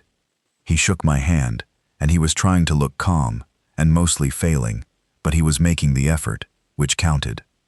"The service lift access is through the prep area," he said, and led me to the back of the mess kitchen, past the food service area, and through a half door into the preparation space. Stainless steel surfaces, large mixing equipment, the organized chaos of a ship's meal prep space, and on the far wall, a sliding shutter door about a meter wide. Tommy slid it open. Behind it was the service lift shaft, at Deck 3 level. The lift car was not here. It was at Deck 2, but the lift door at Deck 3 level was open to the shaft. "I can get back down through this," I said. "I know." That's how Tommy found it. He wrote it down last month during a training exercise for the galley supply chain. I looked at the group. 41 crew members. 3 infected, restrained. How much food does the mess have? Prep stores are stocked for a standard 2-week voyage cycle. We've been at sea 11 days, so, she calculated, 3 days, roughly, at normal consumption. But if we portion carefully, maybe 6. "There's a full dry goods store on Deck 2, I said. "It's accessible from this service lift. The issue is, there's movement in the Deck 2 supply corridor, and I don't know where it is exactly. But the dry goods store is 50 meters from this lift on the Deck 2 level." "What do we get from the dry goods store?" "Canned goods, mostly. Bulk dry goods. Rice, pasta, stuff that keeps." But honestly, I thought about the timeline. I don't think we need to think beyond about 8 or 10 hours. The bridge is steering for Little Cayman, 7 hours at cruise speed. And when we get there, we get off the ship. She absorbed this, then, through the infected. Not through them. Off the bow, if we have to. The Caribbean Star has bow anchor equipment. If we ground the ship bow first on the beach, there's a forward access point at the main foredeck level, Deck 4. That's above the waterline, and it's accessible from service routes without going through the main passenger areas. You've thought about this. I've been walking through the ship. Thinking is what I do when I'm walking. She almost smiled. Not quite. The man behind her, Brett Hollis, the security officer, had been listening to this from a few feet back. He was somewhere in his mid-40s, Scottish. I placed the accent as Ayrshire roughly, and built in the way of someone who'd spent serious time in the military before transitioning to maritime security, which was a common career path. He had the kind of broad, settled stance that meant he was accustomed to being in places where things might go wrong quickly. He had his patrol baton clipped to his belt and a taser in a thigh holster. He also, I noticed, had a fire axe that he'd clearly taken from the emergency equipment bracket on the wall near the mess door. "Did you deal with the ones in the corridor?" I asked him. "One of them," he said. "The other one moved off aft. I didn't follow." "Smart. How did you—" I stopped myself. "It doesn't matter. You dealt with it." He gave me a look that said he appreciated not being asked to describe it. "I need to get back to the engine room," I said. "Price is down there alone, and the machinery spaces need monitoring. You 3. I indicated Danielle, Tommy, and Brett. "Can you get this group through the service lift to the Deck 2 level, and from there to the fuel management room? I'll open the connecting door from the engine room side." "All 41? Danielle said. "All 41. The 3 restrained ones too. Bring them." "Why not?" She stopped herself before she finished. "Because they're sick, not dead." "Not yet." I thought about the woman in the cold room, the pool steward. Maybe not ever, if we can get them medical help somewhere. And I'm not leaving 40 sick crew members tied to a table on a ship that's about to be navigated toward a beach. She held my gaze for a moment. Then she nodded. "Give us 20 minutes, she said. I went back to the engine room via the exterior route. I wasn't using the Deck 2 corridor again until I knew what was in it. The exterior walkway in the afternoon sun was startling after the enclosed spaces I'd been moving through for hours. The light was different. The air was different. And at the stern of the ship, visible as I walked along the exterior walkway toward the aft engine room airlock, was the ship's wake, a long white line extending behind us into the flat blue ocean, in exactly the direction Little Cayman was not. We were still on the Cozumel heading. Ford hadn't changed the course yet. I went to the engine room and straight to the bridge engineering console. The bridge direct line was working. I tried it, and Klaus picked up. "Has the captain changed course yet?" I said. "He's working on the automation interface. It's taking longer than expected. The automated systems want to flag a route deviation against the pre-programmed cruise itinerary. Tell him to override the flag and input the coordinates manually." He's aware. "And the ship's automation will hold the heading without further input.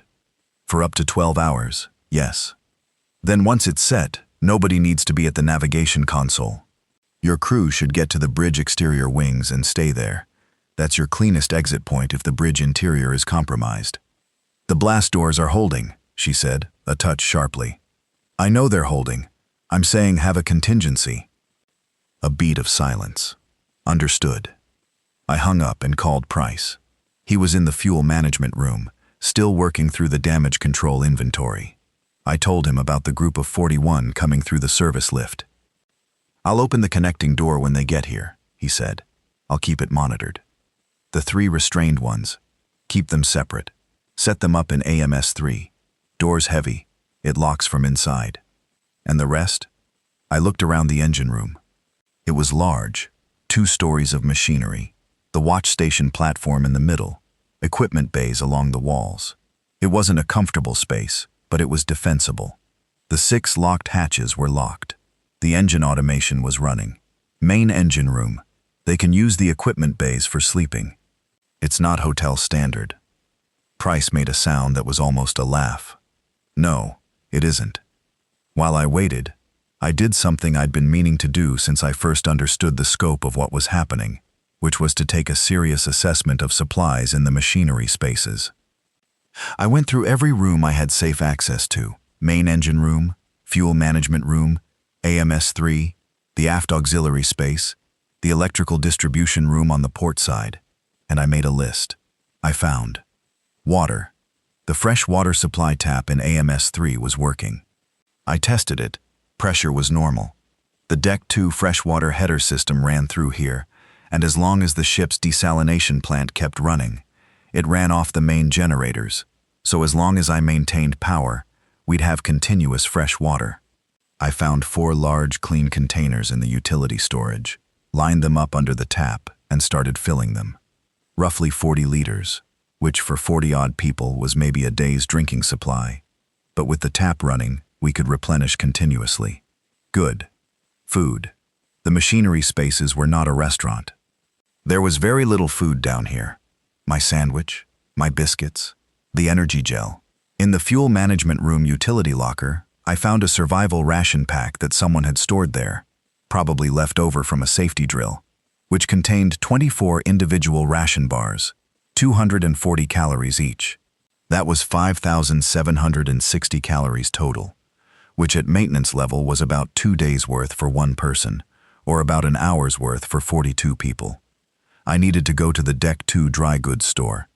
I put the survival ration pack where Price could see it, and went back to the service lift connection. The service lift at the fuel management room level came out through an access panel that was actually behind a storage rack.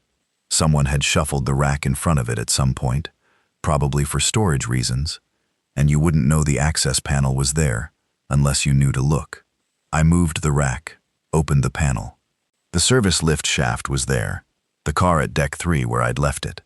I called the car down to Deck 2 by reaching in and pressing the floor selector manually. The car descended. I climbed in through the Deck 3 shaft opening, rode to Deck 2, and stepped out into the supply corridor. The corridor was still lit, still quiet. I went to the dry goods store. 20 meters forward, door on the right, still open from when I'd checked it before. Inside, everything was still on the shelves. I started taking stock.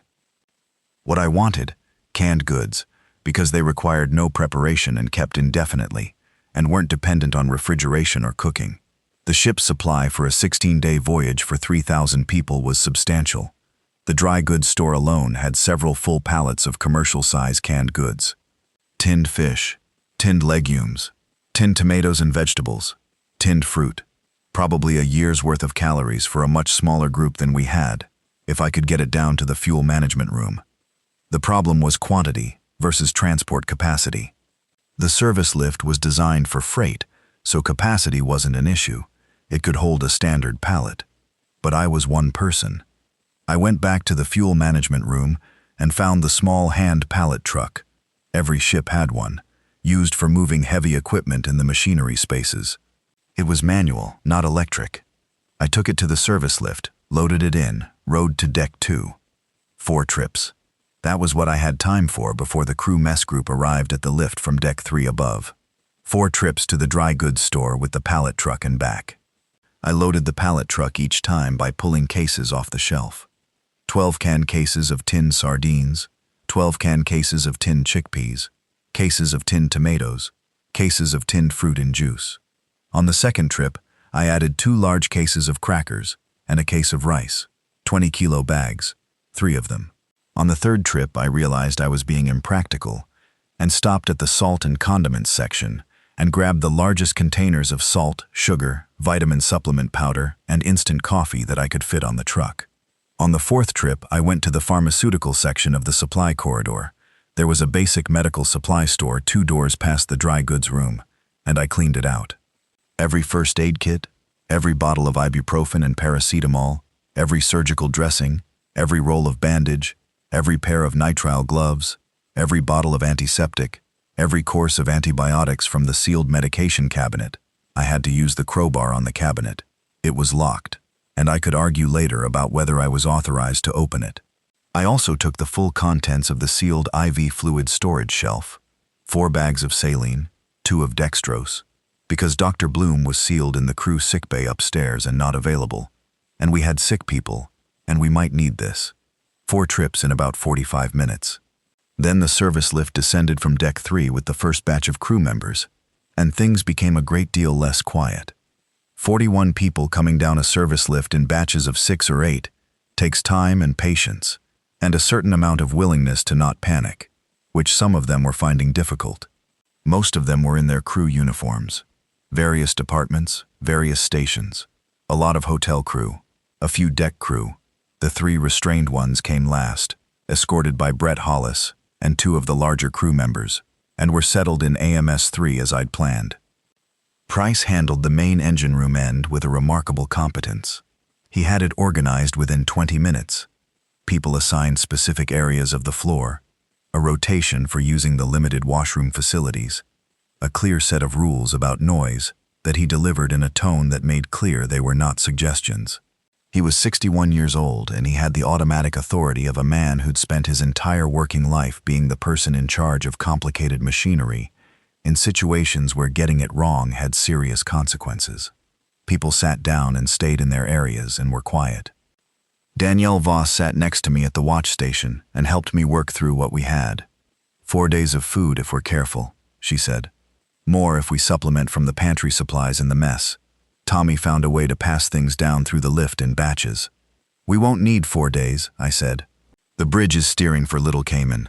7 hours as of about an hour ago. Call it 6 now. And when we get there, the ship grounds on the beach. We open the bow anchor doors. There's a 4-deck access point on deck 4 forward that's reached by internal service route.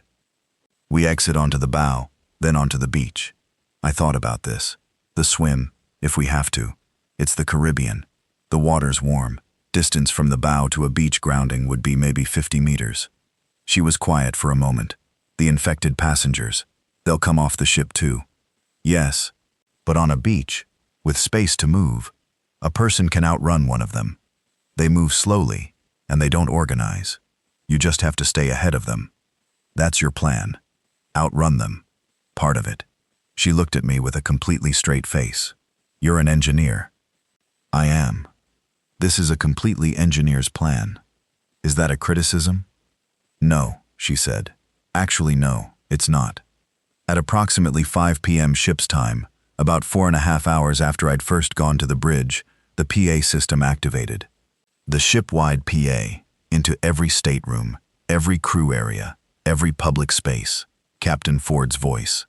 He said, "We were altering course for Little Cayman Island, in the Cayman Islands, due to a ship-wide medical emergency."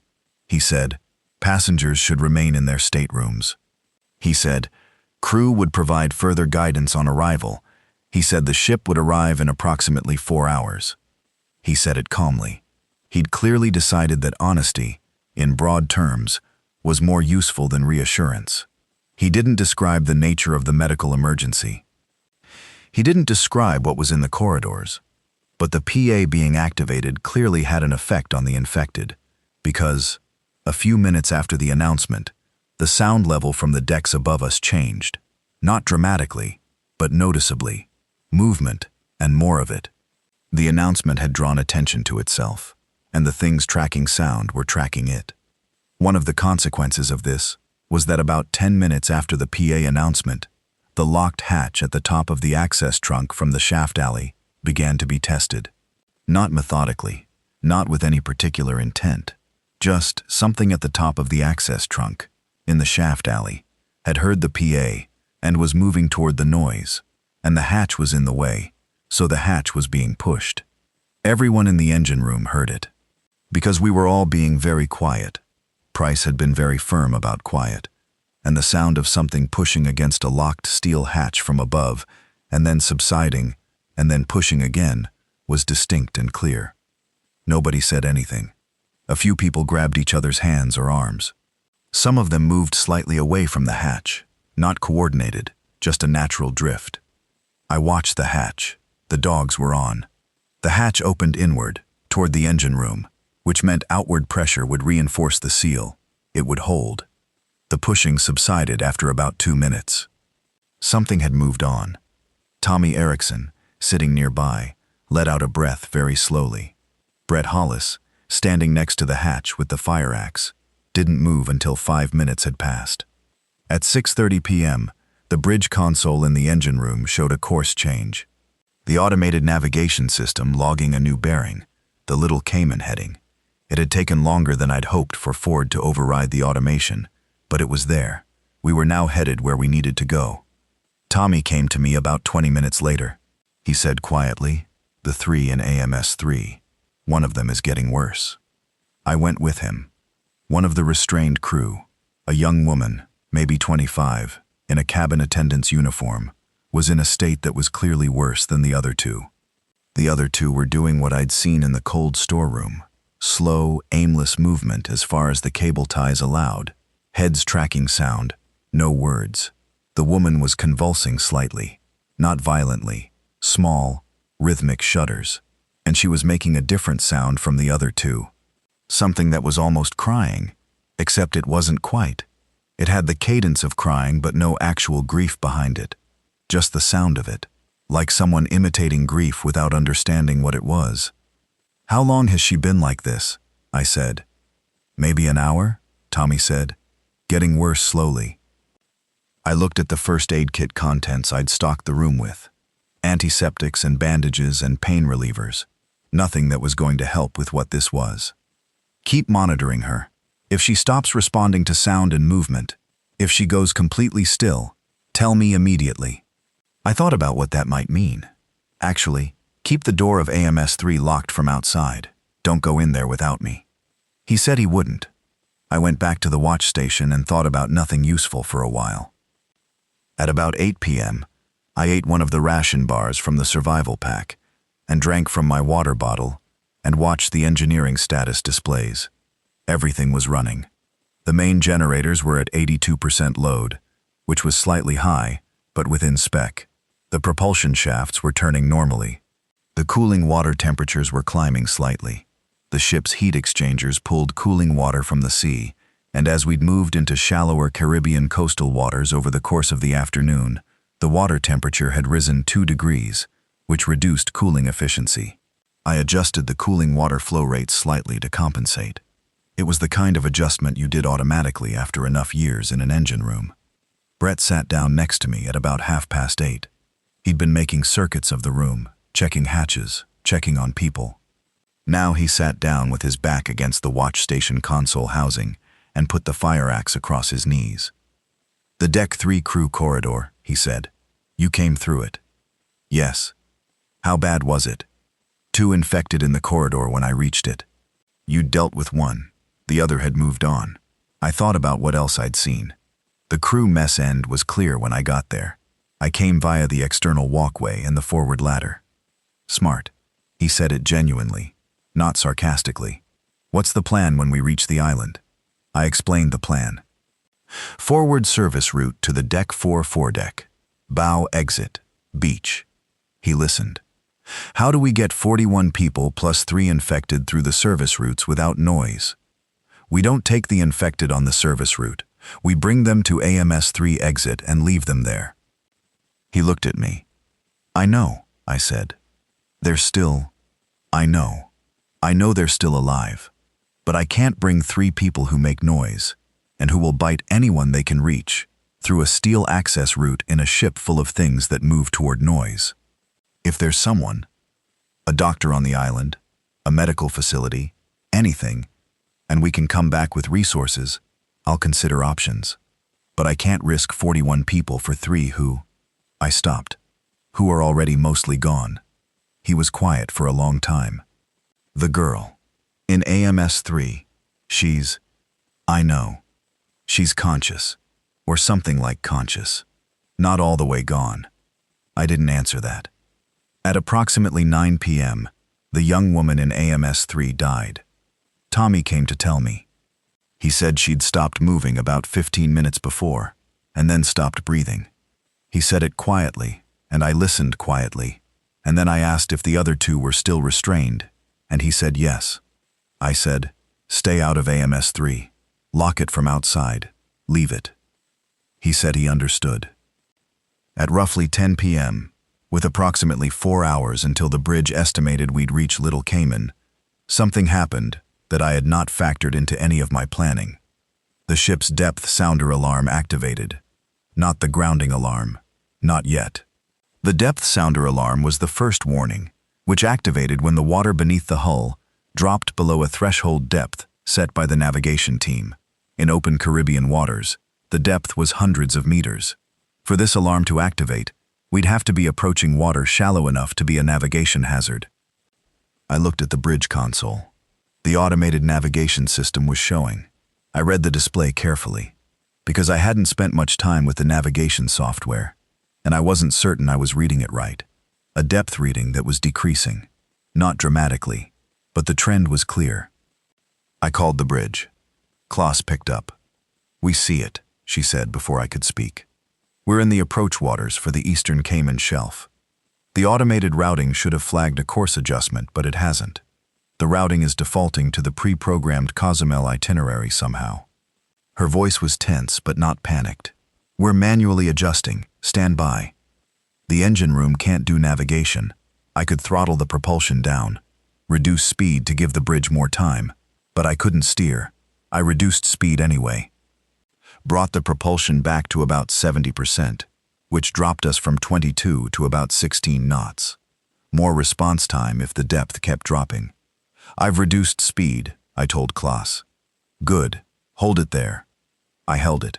For about 8 minutes, the depth reading continued to drop, and the engine room was very quiet, and 40 people tried not to look at the depth sounder display, and mostly failed. Then the depth started recovering. Klaus had found the heading correction. We were past the shelf edge. "You can return to cruise speed," she said. "I'll stay at 70% until we have visual on the island," I said. She didn't argue. Danielle, who'd been watching the depth sounder display without saying anything, sat back from the console and pressed her hands flat on her knees. "Does that happen often?" she said. "Shallow water alarm?" I said. "On well-charted routes, almost never. We're on an improvised route. We should expect more of that." "Probably." I thought about the Little Cayman approach. The southern approach to Little Cayman has some reef systems. If we're grounding the bow on the beach, we need to come in from the correct angle to clear the reef. Otherwise, we'll ground on coral before we reach the beach. Does the captain know that? He should. He's been sailing the Caribbean for 20 years. I tried to remember what I knew about Little Cayman's geography. Not much. It was small, about 28 square kilometers, mostly flat. The permanent population was under 2,000, mostly involved in dive tourism. There was no hospital, a small medical center. There was a small airport. The thing about Little Cayman that I kept turning over was that it was small. Small population, mostly local, not a major destination for mainland traffic. The infection had started in major port cities, from what I'd understood of the news coverage before we lost comms. A small Caribbean island with limited mainland connections might be not safe. I wasn't going to let myself think safe, but different, in a way that might matter. Or it might already be as bad as the ship. I didn't know. I'd find out when we got there. At around 11 p.m., Price came to sit with me. He was quiet for a while. Then, "My daughter," he said. "She's in Cardiff." I looked at him. "She's 27. She works in a hospital there." He said it with a kind of flat steadiness that was clearly costing him something. When comms went down this morning, I'd been trying to call her for 4 days. The satellite phone wasn't getting through. He looked at the deck. 4 days. I'd been trying for 4 days before today. I didn't say anything. He wasn't asking me for anything. He was saying it out loud to make it real. "Her name's Sari," he said, "short for Saris. She's a nurse." He was quiet. "She's very capable. She's always been capable." He stopped, started again. "She'll have..." He stopped again, didn't finish. I put my hand on his shoulder briefly. That was all. He nodded once, the particular nod of someone accepting that there was nothing else to be done about something. We sat quietly for a while. At about 11:30, Tommy Erickson, who had been monitoring AMS-3 through the door, came back to me with an expression that was disturbed in a specific way. "The two in AMS-3, he said. "The ones still. The ones that are still." He shook his head slightly, trying to arrange what he was trying to say. "They're different." "Different how?" "They're quiet. Both of them. They stopped moving about 20 minutes ago. Just stopped, and they're sitting on the floor." I went to AMS-3 with him. We looked through the small wire glass port in the door. The two remaining infected crew members, a steward in his 30s, and an older man I didn't recognize, who'd been in passenger casual clothing, were both seated on the floor. Not restrained. The cable ties were, I looked more carefully, still on their wrists, but the steward's had been worked loose somehow, and the other man's had been chewed through, and they were both sitting, not lying down, sitting upright, with their backs against the equipment crates.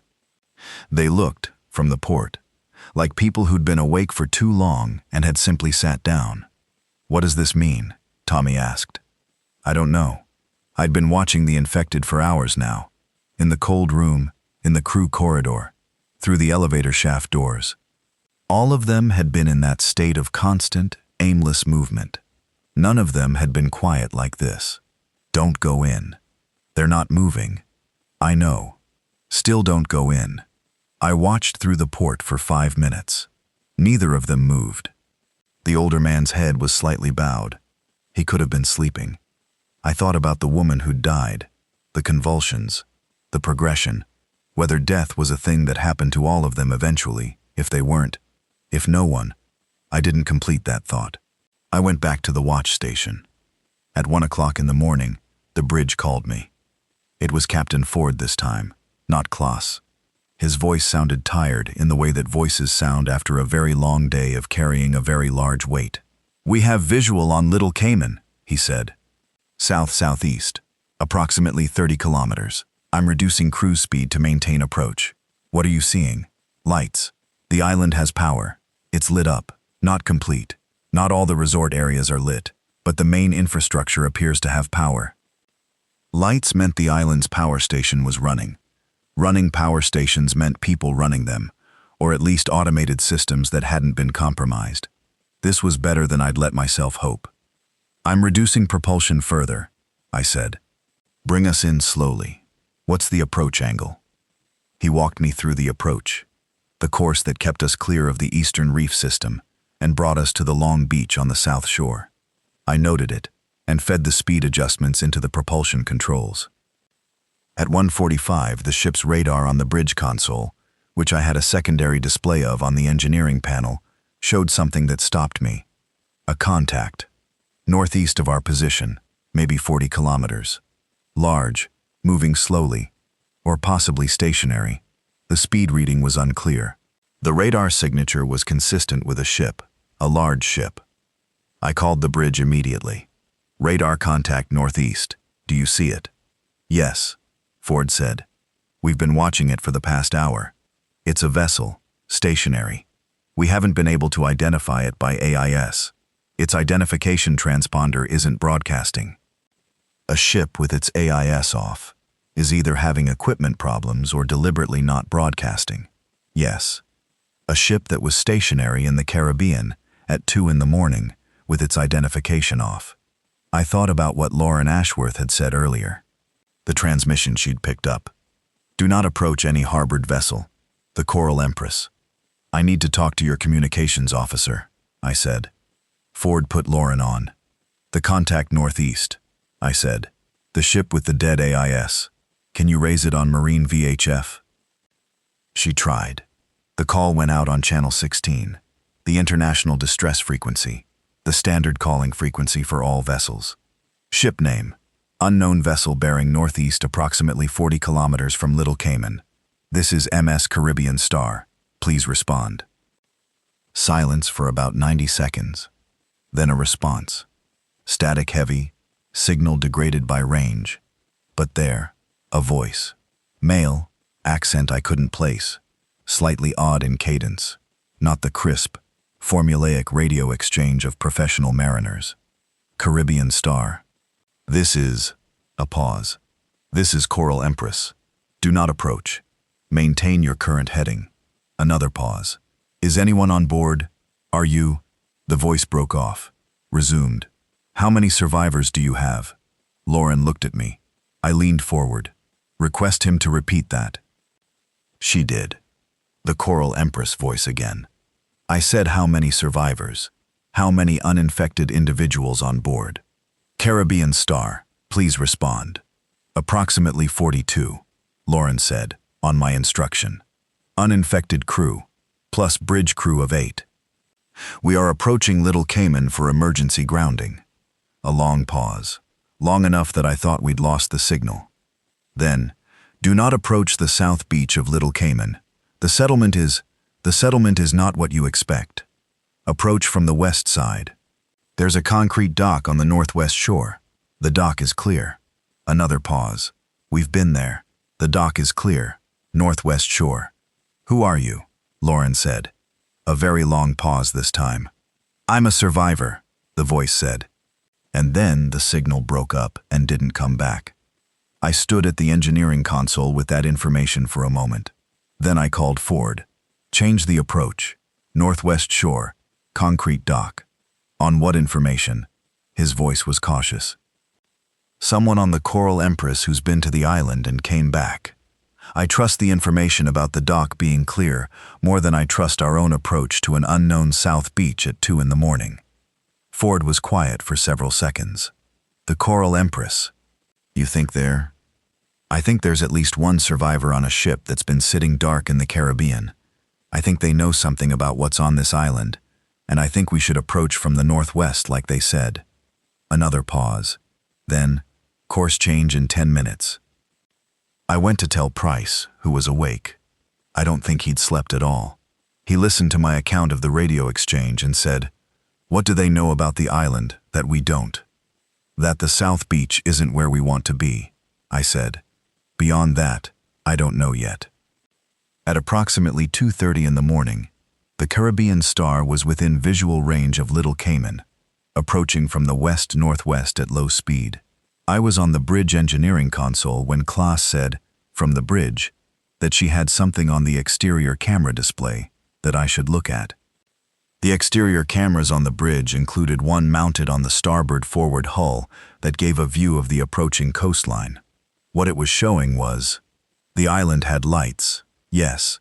The main cluster of lights was on the northwest shore, which was consistent with where we were approaching, but visible on the coastal area to the south. Visible as scattered, moving points of light. Not the fixed lights of buildings, but the intermittent, shifting light of people moving with torches or lanterns, was a different picture. Points of moving light, a lot of them.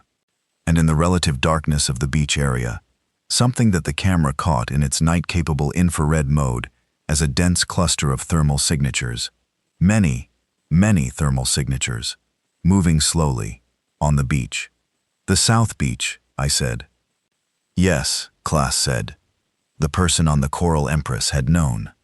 The Northwest Dock was a concrete structure about 40 meters long, built for the kind of small dive boat and inter-island ferry traffic that Little Cayman normally saw. The Caribbean Star was 68,000 tons, which was an absurd size for this dock. We couldn't dock in any conventional sense. What Ford did was bring the ship in as close as the depth sounder allowed, about 400 meters from the dock, and drop anchor. From anchor position, we could use the ship's pilot tender, a small motorized boat kept in a davit garage on Deck 3 exterior, to ferry survivors to the dock. The pilot tender held about 12 people. The problem was that the pilot tender was on Deck 3, and Deck 3 was not currently safe to access from inside the ship. The exterior walkway I'd used twice, the hull inspection route, was below the Deck 3 level. The pilot tender davit was on the exterior of Deck 3, accessible from the exterior deck. "We need to access the exterior of Deck 3 from below," I said to Price. "My exterior walkway goes to the aft engine room airlock on Deck 1, but the pilot tender is on Deck 3 exterior, forward section. There's a hull access ladder between Deck 1 and Deck 3 on the forward port exterior," Price said. "Frame 42, emergency access for damage control. It's exterior, it's not used normally, but it's there." I looked at my plan. "I've never been up that ladder." "I have," he said. 3 years ago we had a hull plate inspection in this area. I went up with the inspection team. The ladder is there." "Is it safe?" "Structurally. It's maintained to class standards, yes." So the route was exterior walkway from the engine room airlock, forward along the hull to frame 42, up the exterior ladder from Deck 1 to Deck 3 level, across the Deck 3 exterior to the pilot tender davit. The Deck 3 exterior was, as far as I could tell from the camera view on the bridge console, clear. The infected were below deck, inside the ship. The exterior decks above Deck 3 had passengers on them, but the bridge cameras showed the Deck 3 exterior itself was empty. "I'll go," I said. Brett Hollis stood up immediately. "I'll come with you." I started to argue and then didn't, because 2 people at the pilot tender was going to be faster than 1, and faster was what we needed.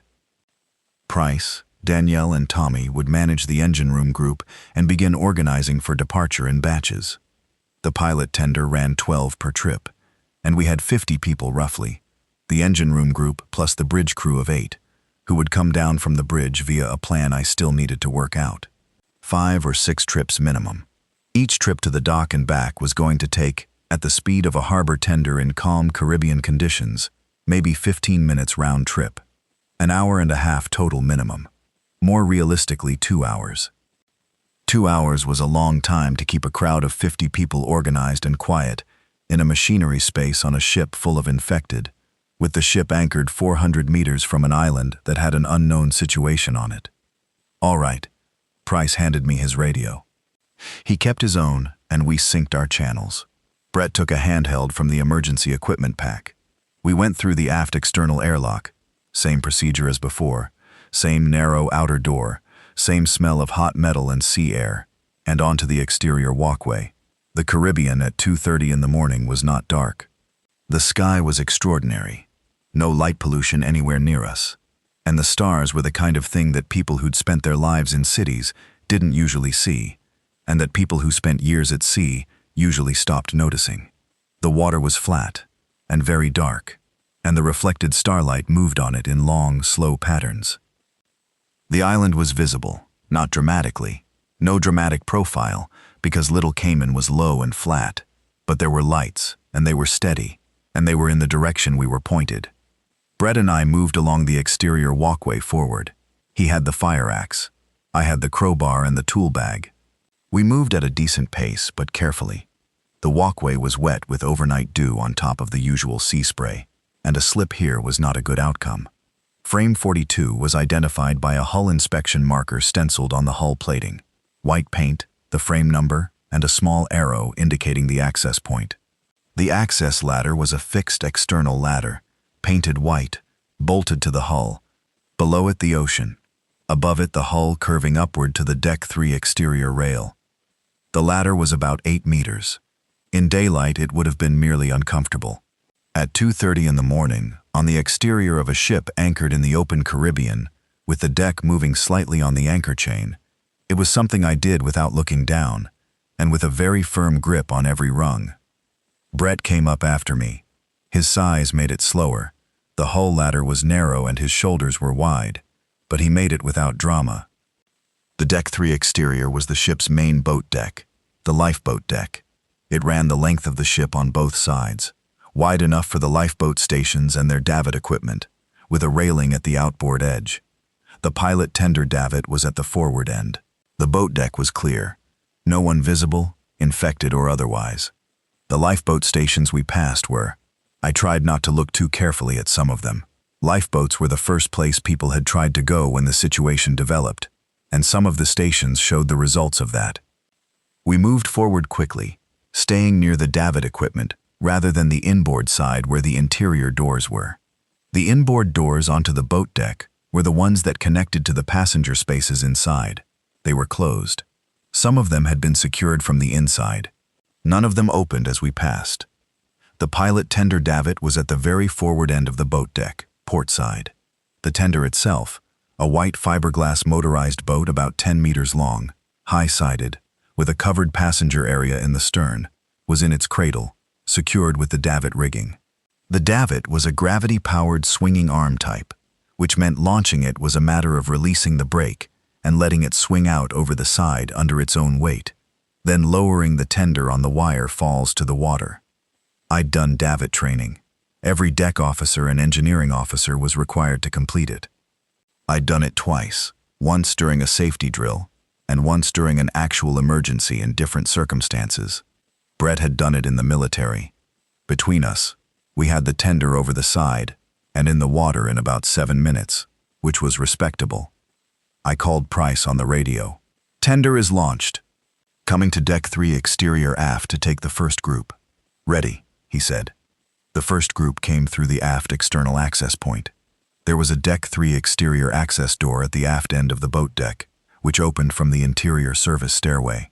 The service stairway was on the interior, but the door itself opened onto the exterior deck, and with the infected focused inside the ship, the approach to that door from the interior was the main risk.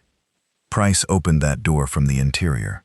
He'd organized the group, 12 people, chosen by him and Danielle for a combination of mobility, calmness, and in some cases medical need. They came through the door one by one, quickly and quietly, and crossed the aft boat deck to where the tender was now alongside the hull, tied off to the deck cleat, with Brett holding it steady. 12 people got into the tender. They did it well. No one panicked, no one scrambled. They climbed down the boarding ladder and into the tender in a line, efficiently, because Price had told them what to do and how. I held the radio. Price's voice. "First group away. Interior is clear. Come back quickly." Brett drove the tender. I sat in the bow and watched the island approach. The concrete dock emerged from the darkness, a plain gray slab extending from the island's north shore into the water. No one on it. A single light pole at the dock head, lit. As we approached, someone on the dock moved. A figure, standing near the end of the dock, watching us come in. Brett slowed the tender as we came alongside. The figure on the dock was a man, older, maybe 65, 70, wearing cargo shorts and a faded polo shirt and sandals. He had a weathered, lean look, and his face in the dock light had the particular expression of someone who'd been watching the horizon for a very long time and had finally seen something come over it. "You're from the Caribbean Star," he said. Not a question. "Yes," I said. "How many survived?" "About 50. We're ferrying them across." He nodded. He had a radio in his hand. Not a ship's radio, a shorter-range local radio. I'll tell the others. Others? You have people on the island? About 60, he said. We've been here 3 weeks. Part of us were locals when it started. Part of us came by boat. He paused. It's managed. We've got the northwest quarter of the island secured. Fence lines. The rest of the island has them, but they can't. He stopped. They don't climb. They can't get over fencing if it's more than about 1.5 meters. We know, I said, about what they can and can't do. Right. Get your people here. We've got space. I told the 12 passengers to go with the man. He gave his name as Gordon Whitfield, retired, property in the Caymans, which was not a sentence that told me very much about his current importance, but probably a great deal about his pre-outbreak importance. And Brett turned the tender around. 5 more trips. The second and third trips went smoothly. On the fourth trip, as we were approaching the Deck 3 exterior door to take the next group, I heard something that stopped me.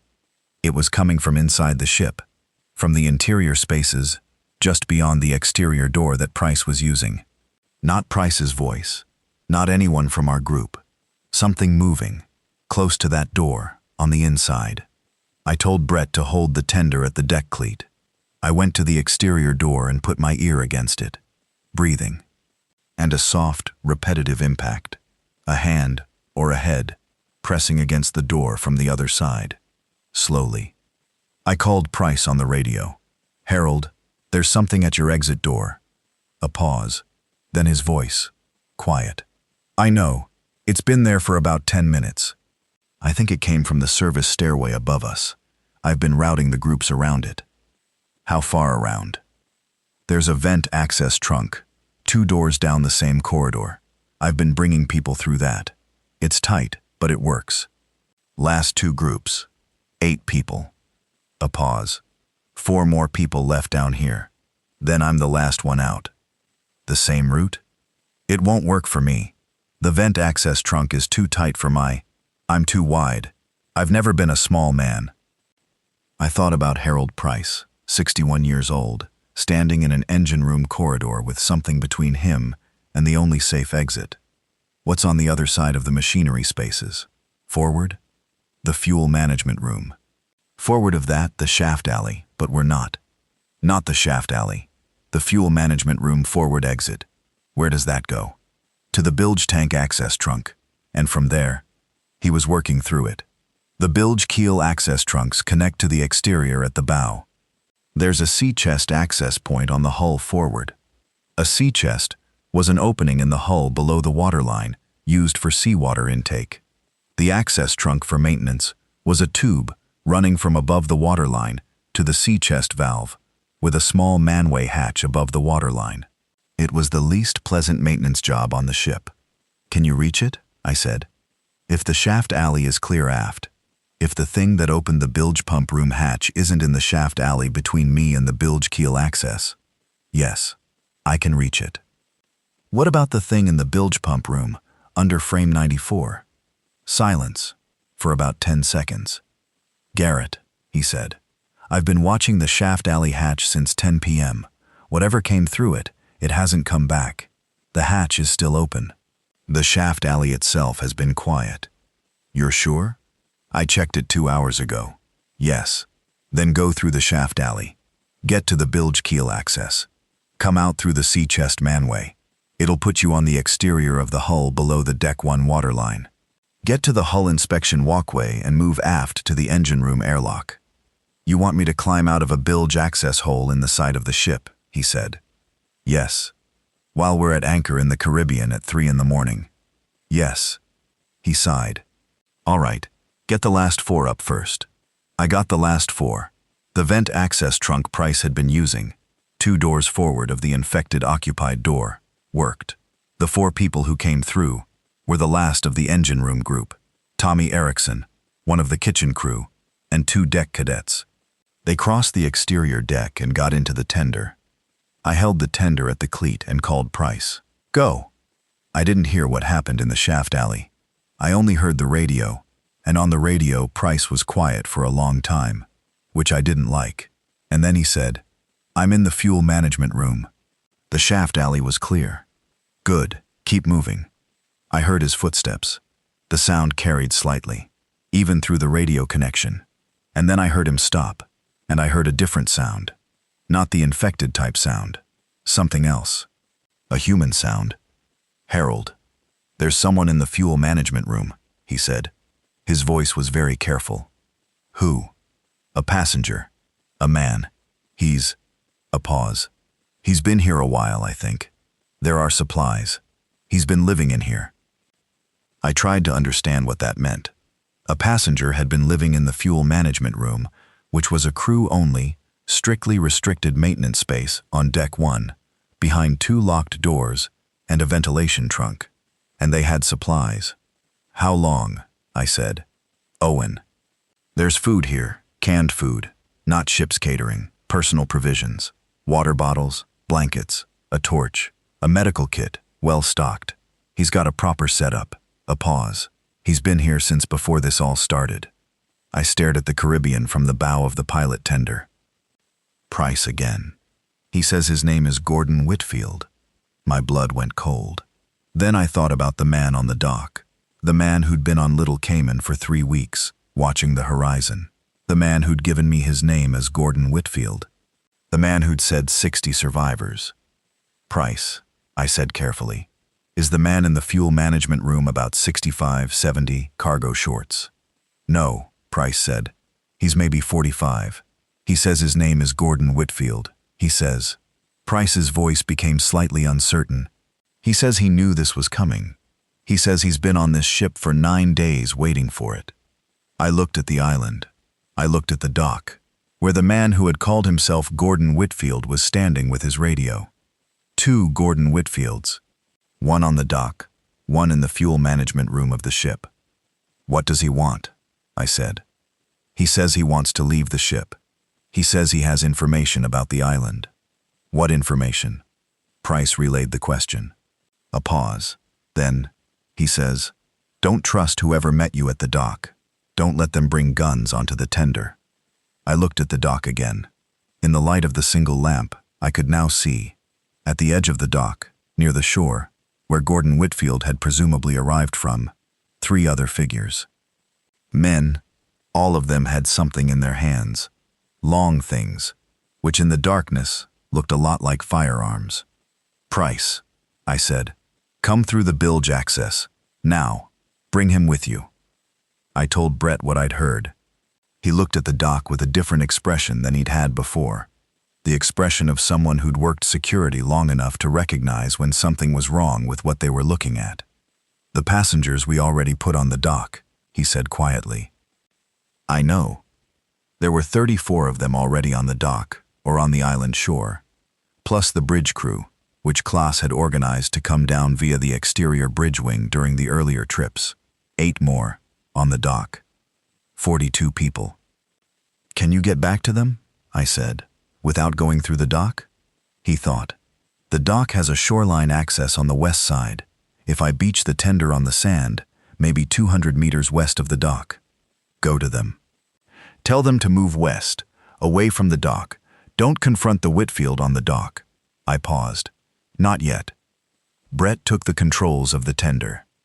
He headed for the beach 200 meters west of the dock, running the tender up onto the sand in a smooth arc. I watched from the tender's bow as he climbed out and walked toward the group of people on the dock, who were now, at Brett's urgency, starting to move toward him rather than staying on the dock. I held my radio and waited for Price. He took 15 minutes. They came out of the sea chest access point on the forward hull, a small oval hatch, barely large enough for a person, cutting through the hull plating about 2 meters above the waterline, which with the ship at anchor, and relatively still, put it just above the gentle Caribbean swell. I was at the bow with a rope and a boarding ladder when they came through. Price first, red-faced, soaking from the knees down, breathing hard and clearly furious at the world for making this necessary. And then the man he'd described. He was 45 or so, average height, the kind of build you got from being active but not making a project of it. A face that was lean in the way of someone who'd been eating carefully rather than eating well. He was wearing what had once been a business casual set of clothes. Trousers, a dress shirt, now thoroughly stained and disheveled, and he had a bag over his shoulder, a proper hiking pack, which he'd clearly prepared long before he'd used it. He looked at me with the particular look of someone who'd been alone for a while, and had a lot of things they needed to say, and wasn't sure which one to say first. "Owen Garrett," I said, "marine engineer. What's your name?" "Philip Coates," he said. "I'm a marine biologist. I was a passenger." He paused. "And before you ask, I didn't steal that compartment. I had access to it because I was—" He stopped. "It doesn't matter right now. The man on the dock. You said not to trust him. What do you know about him?" "I know his actual name isn't Whitfield. I know he's been on Little Cayman since the 3rd day of the outbreak. And I know there are people who went to that island 4 days ago on a boat from this ship and haven't been heard from since." He let that sit for a second. "2 of your crew went in a lifeboat, looking for land. They reached Little Cayman, the settlement there, the one that Whitfield's running. They've got food, they've got supplies, but they're not sharing. They're consolidating. You've been watching the island? From the ship? For 9 days. He reached into his pack and produced a pair of high-power binoculars. From the observation deck at night, through the porthole of the fuel management room during the day, I've been cataloging everything I could see." "Why were you in the fuel management room to begin with?" He looked at me for a moment. "Because 11 days ago, before the ship left Miami, I spent 2 days reading reports that were being deliberately suppressed about a disease in the coastal Caribbean. I was in Miami for a conference, and I had access to data that hadn't been released publicly, and I made a decision. You stockpiled supplies in a restricted maintenance space and hid. I knew what was coming, or I was fairly sure." He said it without defensiveness, but also without apology. "I know how these things move through populations. I've tracked pathogen spread in marine animal populations for 15 years. The pattern of what the reports were showing, it wasn't going to stop at the city limits. I wanted to survive." I thought about this. A marine biologist who'd read suppressed outbreak reports and spent 2 days stocking a hiding place in the ship's engine spaces before the crews even left port, who'd been watching Little Cayman through binoculars for 9 days.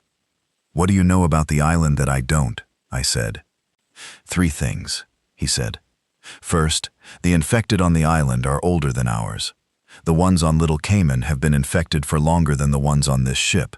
They're," he chose his words, "they're further along in whatever process happens to them. They move less. They're less reactive. I don't know if that means they eventually stop entirely, or if it's something else. Second, the settlement that Whitfield, or whoever he is running. It's not what he told you. It's not 60 survivors sharing resources. It's maybe 30 people, of whom maybe 20 have firearms. They took over the island's food and water storage in the first week. Anyone who came to them for help went into their system, and their system doesn't let you leave." He paused. "The 2 crew members who went in the lifeboat, I saw them arrive. I saw them go to the dock. I watched for 4 days. They didn't leave." "And the 3rd thing?" He pointed northeast. The horizon was lightening slightly. It was nearly 4 in the morning. In the direction he was pointing, the sky was still dark, but on the water, visible because of the ambient starlight, was the shape of another large vessel. "The Coral Empress," I said. "Yes." He looked at it. "I've been watching it for a week. Nobody's on it." I thought about the voice on the radio. "Caribbean Star. This is Coral Empress. Someone contacted us from that ship," I said. Philip Coates turned to look at me with an expression I couldn't quite read. "Nobody's been on that ship for a week," he said again. "I've watched it continuously." I stared at the dark shape on the water. "What was on the transmission?" he asked. "A voice, male, told us not to approach the South Beach, told us to come to the Northwest Dock." I stopped, because when I laid it out like that, the instruction had been to go exactly where the Whitfield person was waiting. "Who had access to your communications system?" Coates said, not accusatory, just asking. "The bridge crew, and the comms officer received the transmission. It was on Marine VHF. Anyone with a VHF radio within 20 kilometers could have sent it. The concrete dock. The single light. The man calling himself Gordon Whitfield, standing there with 3 people, with guns just back from him. We'd brought 42 people to that dock. I picked up the radio, called Brett. "Get everyone off the dock," I said. "Now." "Don't explain. Just move them west along the beach. Away from the dock. Fast." "Already started," Brett said. He sounded like he'd been ahead of me. "One of the men at the dock came forward about 4 minutes ago, asked about the ship. Very interested in the ship, in the tender." "What did you tell him?"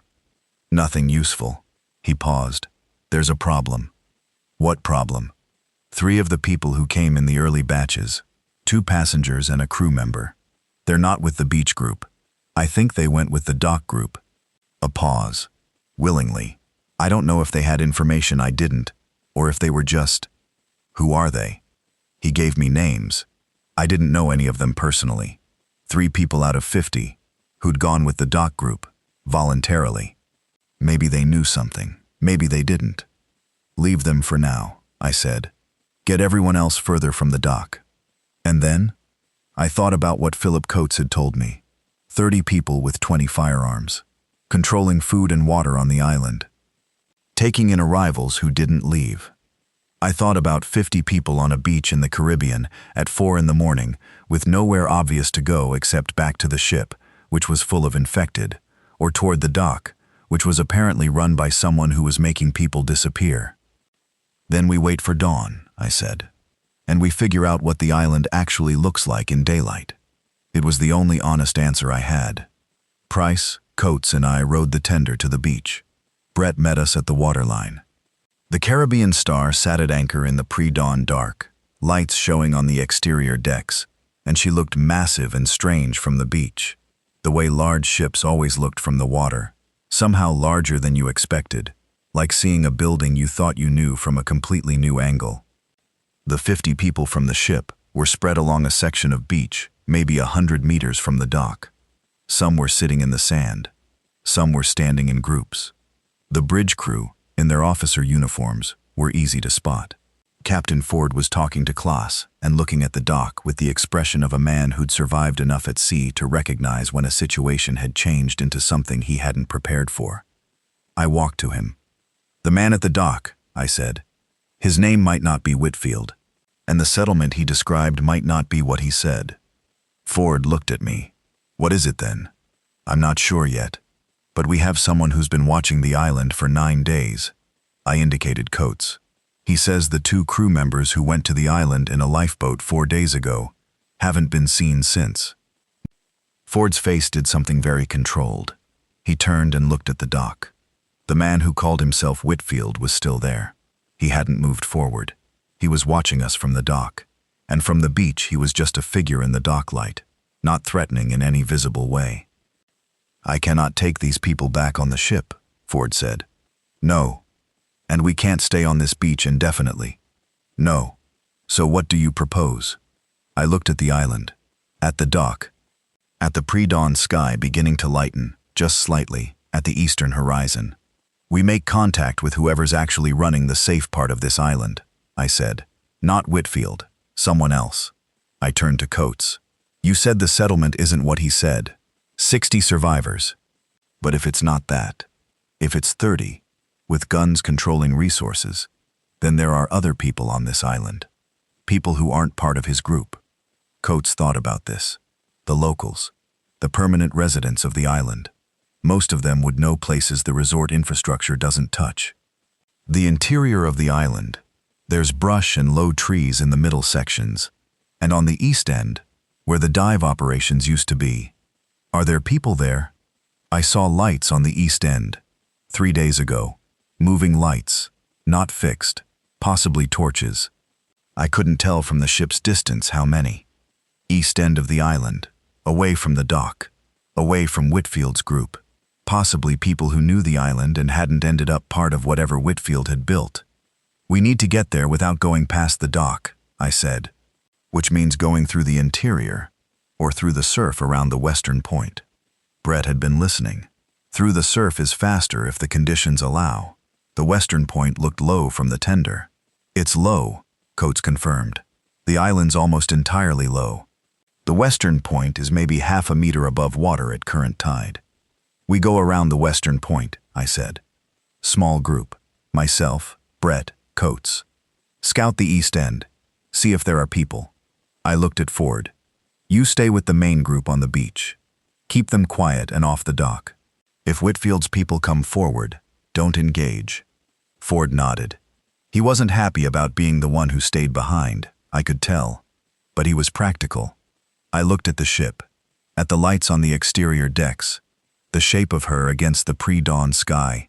16 years old, 68,000 tons, 3,000 passengers and 900 crew, most of them. I couldn't finish that thought.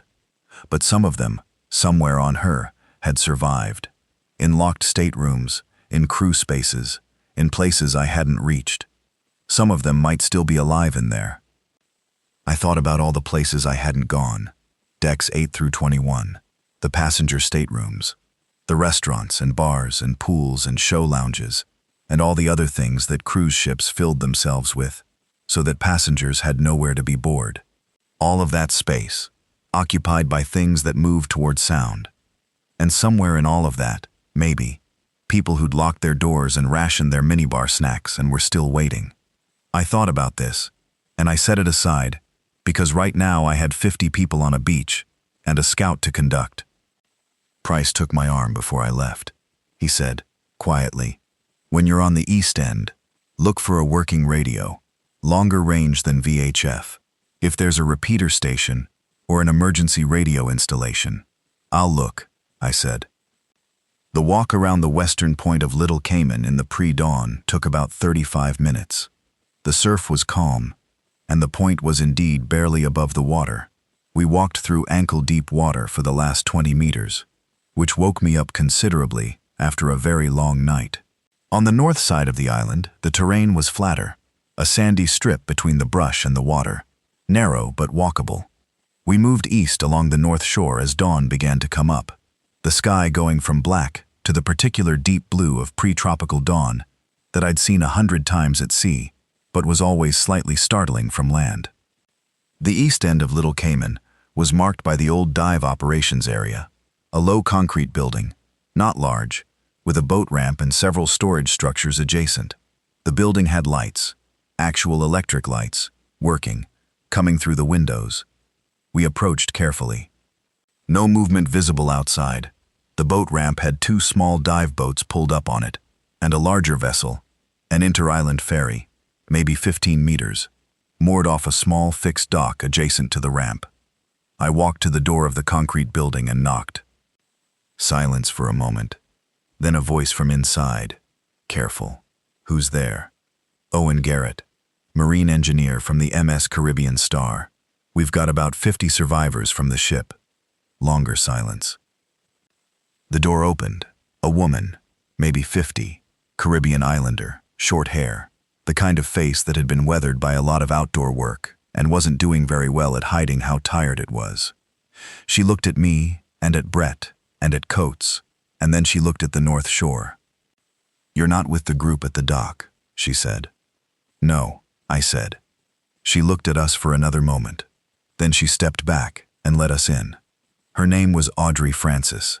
She'd been a dive instructor on Little Cayman for 22 years. When the outbreak had started on the island, 3.5 weeks ago, arriving on a passenger ferry from Grand Cayman, she'd gathered the people she could and moved to the East End. She had 37 people, mostly locals, some dive tourists who'd been on the island when it began. They had the dive operations food stores, 2 generators, the boats, and the knowledge of the island that 22 years of working it gave you. She knew about Whitfield's group.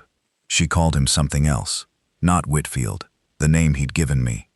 She called him the American from the resort, said he'd been on the island for 2 days before the outbreak started, which had struck her at the time as odd, because his booking was for a week, and he'd arrived early, and he'd been asking about the island's infrastructure, water supplies, generator fuel stocks, communication systems.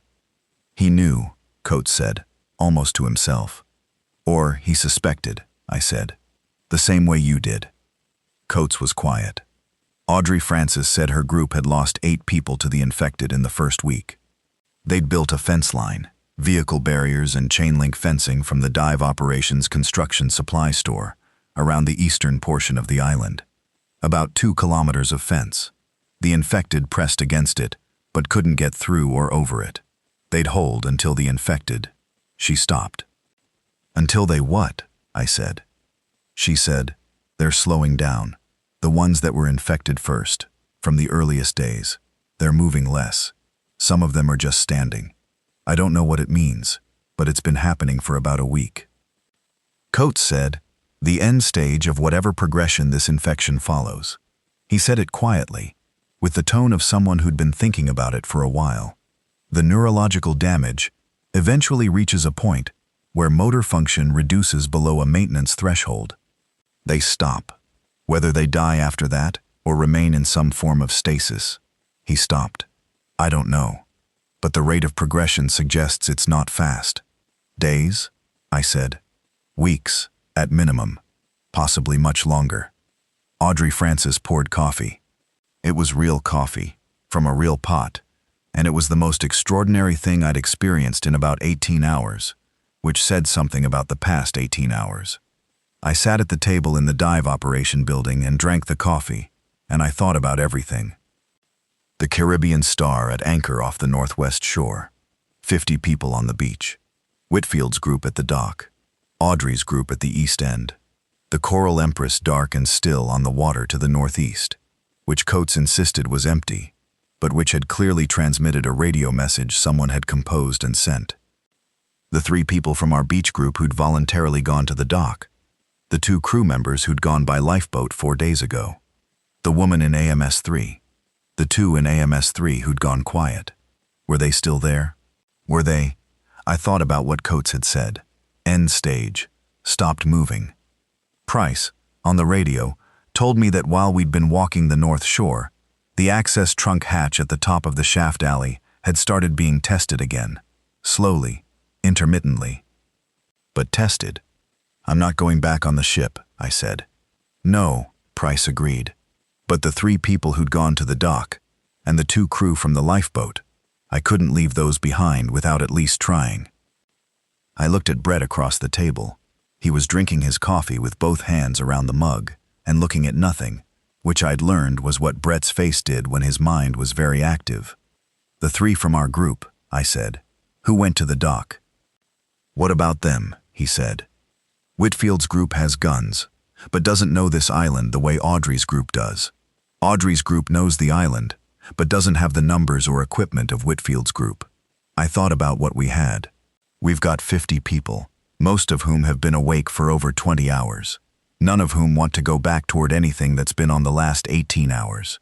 But we've also got a pilot tender, and we've got the Caribbean Star at anchor, and the Caribbean Star has food stores and fuel, and an engine room that's still running. What are you saying? Audrey said. I'm saying the Caribbean Star is a resource. The food stores on Deck 2 alone. Enough for 3,000 people for however long. The fuel bunkers have months of capacity. The desalination plant makes fresh water continuously. I thought about this. It's a dangerous resource because the ship is full of infected. But the infected on the ship are also moving toward the end stage. From what you're describing, and from what I saw in AMS 3, the progression is already happening. You're talking about going back onto the ship, Brett said. Eventually, not today. I looked at him. But the ship can't be left adrift. I dropped anchor, but the anchor won't hold indefinitely in this bottom. If the ship drags anchor and moves, you said the navigation automation was set to hold a heading. The automation system can't compensate for anchor drag. If the ship moves, it'll move in the wind direction, which at this time of year is southeast. Southeast of Little Cayman is open water, and then the Honduran coast. I paused. We'd lose the ship. We were quiet for a moment. Audrey Francis said, how long before the ship moves? Depending on bottom conditions, could be 12 hours, could be less. And you'd go back on it. Someone would have to. I looked at Price on the radio. Not that looking at a radio was particularly useful. Harold, from the engine room. Can the anchor be reset to hold longer? No, he said. The anchor windlass is controlled from the bow, not the engine room. You need someone at the bow anchor controls. The bow anchor control station is accessible from the foredeck. Deck 4, forward. Yes, and the foredeck access from the exterior is the boarding ladder at the bow. It's a fixed ladder up the hull, above the anchor chain. Same kind as the Frame 42 ladder. I thought about climbing the bow ladder of the Caribbean Star in daylight. It was a more exposed position than the Frame 42 approach. The bow was higher above the water, the ladder more vertical, but it was possible. After we deal with the dock situation, I said. Brett put down his coffee. What's the plan for the dock? The 3 from our group. Are they with the dock group voluntarily? That's the question, he said. If they are, it's their choice, and I can't. What about the 2 from the lifeboat, the crew members who went 4 days ago?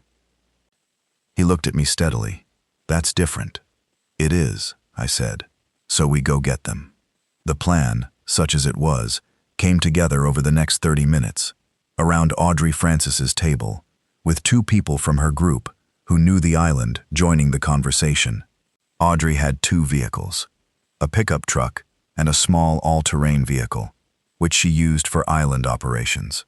The road system on Little Cayman was minimal, but there was a central road that ran the length of the island and connected the east end to the Northwest Settlements area.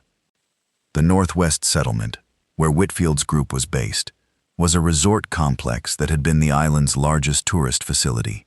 Concrete buildings, a restaurant and bar structure, a pool. The dock was adjacent to it. Whitfield had taken the resort because it had the largest generator system on the island and the largest food and supply stores. What Whitfield's group didn't know about, according to Audrey, was the island's service infrastructure, the utility access tunnels that connected the resort complex to the island's water processing plant, which was a separate small structure about 200 meters south of the resort, beyond the fence line Whitfield had established. The utility tunnels had been installed for maintenance access during the resort's construction and were not on any public map of the island. There were 2 crew members somewhere in that resort. It was now approximately 5:30 in the morning, full daylight in maybe an hour. We had maybe 6 hours of anchor hold left, and on the Caribbean Star, the shaft alley hatch was being tested at intermittent intervals. I went back to the beach with Brett and Coates.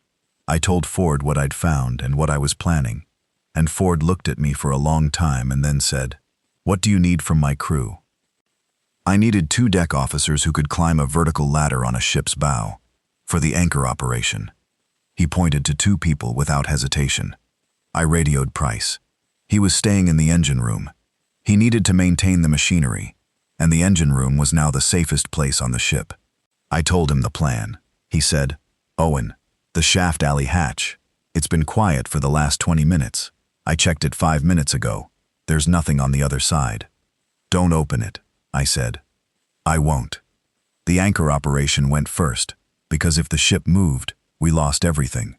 Brett took one of Ford's deck officers in the tender back to the Caribbean Star. They went up the bow ladder. I watched them from the beach, 2 small figures climbing the white bow of the anchored ship in the growing morning light, and they reached the foredeck. Spent about 12 minutes at the anchor windlass controls. Called Brett to report. Anchor reset, additional cable deployed, holding solid. The ship wasn't going anywhere for a while. Then the dock. The utility tunnel entrance was on the southern edge of the resort complex, accessible from the road that ran past the water processing plant. Audrey drove us in the pickup as far as the brush line, and Brett and I walked the last 100 meters through knee-high scrub on the south side of the resort fence. The infected were visible in the resort area. On the north side, beyond the fence, they were in the resort grounds, moving in the slow, aimless way I'd become accustomed to. Several of them were very slow. One was stopped entirely, standing against a low concrete wall with its head forward, not responding to our movement on the south side of the fence. Coates, who'd insisted on coming with us, looked at it with the particular attention of someone filing observations. "The stopped one," he murmured. 5 days since infection, minimum, possibly 7. "Is it dead?" I said. I genuinely don't know. It's breathing. I can see thoracic movement, but it's not responding to visual or auditory input. He watched it for another moment. Its eyes are open. We kept moving. The utility tunnel entrance was exactly where Audrey had said it would be. A concrete box structure, about 1 meter square, with a hinged steel access cover. The cover had a padlock on it, but the padlock was an old, simple padlock, and Brett opened it in about 40 seconds, with a tension wrench and pick from his security kit, which told me things about Brett's secondary skill set that I filed away without comment. The tunnel was narrow, barely wide enough for a person, slightly crouched, roughly 20 meters long. It smelled of damp concrete and old pipe fittings. The end of it had another access cover, this one opening upward into a utility room within the resort complex itself. A maintenance room connected to the water processing infrastructure. I went through first, then Brett, then Coates, who hadn't been invited, but had followed through the tunnel before either of us noticed. The utility room was in a low building at the back of the resort, separated from the main resort structures by a service road. It was empty. From the utility room, a service door opened into the back of the resort grounds. We found them in the resort's staff accommodation building, a lower, longer structure behind the main resort, built for the resort's local staff, not for guests. They were in a room on the ground floor. The room was locked from the outside. Someone had fitted a hasp latch on the door and put a bolt through it. Not a lock, a bolt. Brett pulled the bolt. The door opened. The 2 crew members were inside, both alive. One of them, a young woman, maybe 23, assistant stewardess, was in reasonable condition, just frightened and exhausted. The other, a male deckhand, older, 40s, had a wound on his right arm that was badly infected in the conventional, non-zombie sense. Swollen, hot, beginning to show signs of a spreading tissue infection. He needed antibiotics urgently. I had antibiotics. In my tool bag, from the medical supply room on deck 2. I opened the bag and found the blister packs I'd grabbed. I gave the deckhand 2 of the appropriate tablets and made him drink a full bottle of water. "Can you walk?" I said. "Yes," he said. He meant it. He got to his feet, grimacing, but upright. We went back through the utility room and the tunnel, quickly. The resort grounds behind us were quiet. Whitfield's people hadn't noticed the utility room visit, or if they had, they hadn't moved on it yet. Back at the pickup, back to the East End, the deckhand went into Audrey's group's care. She had someone who knew enough first aid to continue managing the wound infection.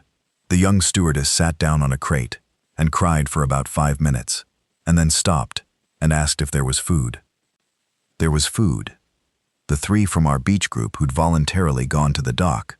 I found out through the rescued stewardess that they'd been approached by one of Whitfield's people before the beach group had fully organized, and had been told there was food and a safe structure at the resort.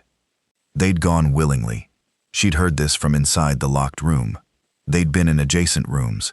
Apparently Whitfield's group processed arrivals through some kind of intake procedure, and she thought they were probably all right, physically. Just held. "How many does Whitfield have?" I said. "I heard someone say 27, she said. "And they all have guns. Not just the guards. Everyone. Even the people who look like civilians. 27 armed people controlling a resort full of food and water, with a fence system on the north and west sides of their area, holding 3 of our people, and having sent a radio message from the Coral Empress that had directed us to their dock. But the Coral Empress was empty, according to Coates. No one had been on it for a week. That continued to bother me, in the background of everything else. At 9 in the morning, 4.5 hours after we'd made landfall, we had a group of nearly 90 people on the east end of Little Cayman, between our 50 from the ship and Audrey's 37. We had food, water, shelter in the dive operation building, and a functional boat dock. We had the Caribbean Star at anchor off the northwest shore with a correctly set anchor. We had the 3 crew members still in Whitfield's resort. And we had the problem of the Coral Empress. I asked Coates again, "You're sure no one's been on that ship for a week?" "I watched it every night with binoculars from the ship's observation deck," he said. "No lights, no movement, nothing. but the radio transmission came from a VHF radio. Range is 20 kilometers. The Coral Empress is 40 kilometers away. From the ship, yes, but VHF can range further than 20 kilometers from elevated positions. From the Coral Empress's bridge, 35 meters above the waterline. Someone on the Coral Empress's bridge transmitted on VHF. Or the transmission was pre-recorded and automated on a timer, Coates said. Marine communications equipment can do that. Set a recorded message to transmit on a schedule. A pre-recorded transmission, set by someone who'd known what message would be needed, and who would hear it.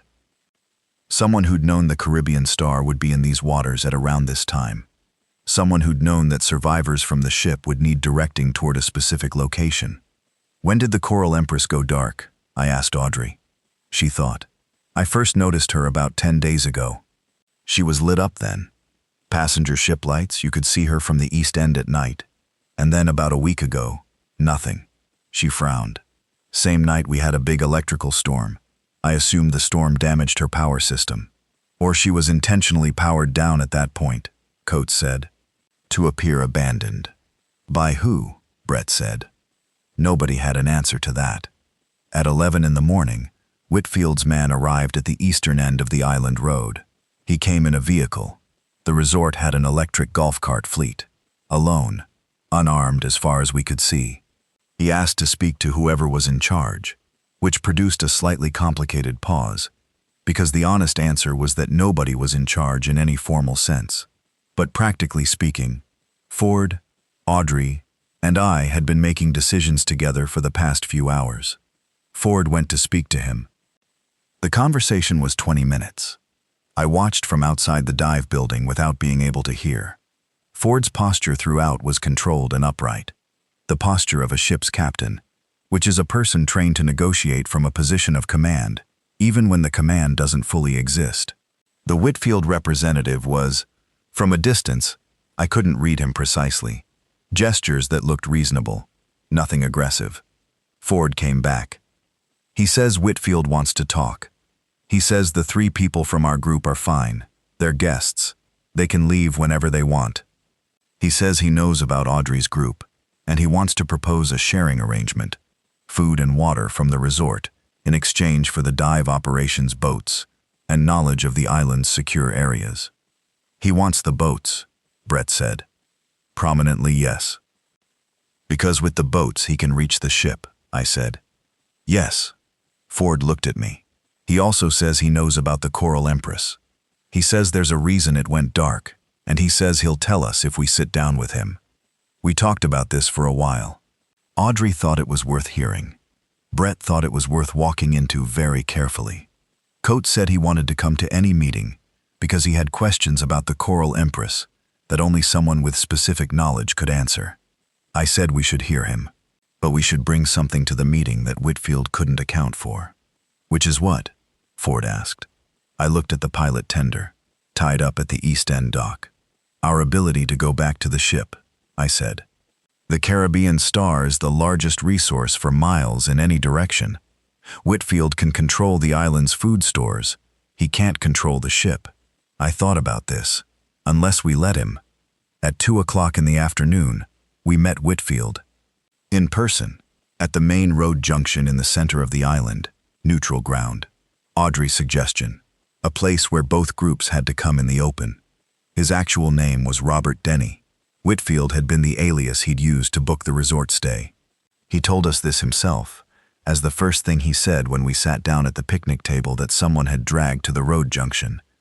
He said it without apology, the way of someone who'd decided that a partial truth now was more useful than a discovered lie later. He was 53. American, East Coast, Boston accent softened by years somewhere else. He had the kind of compact, efficient physicality of a man who'd been in some kind of active service and maintained it afterward. He was wearing clean clothes, which was the detail I noticed first. Everyone else on this island was wearing whatever they'd had on for a week or two. He had clean clothes, laundered, pressed. Someone in his group had that organized. He said, I know what you're thinking. You're thinking the Coral Empress. What about it? I said. It's not empty, he said. We looked at him. There are 4 people on it, he said. They've been there the entire time.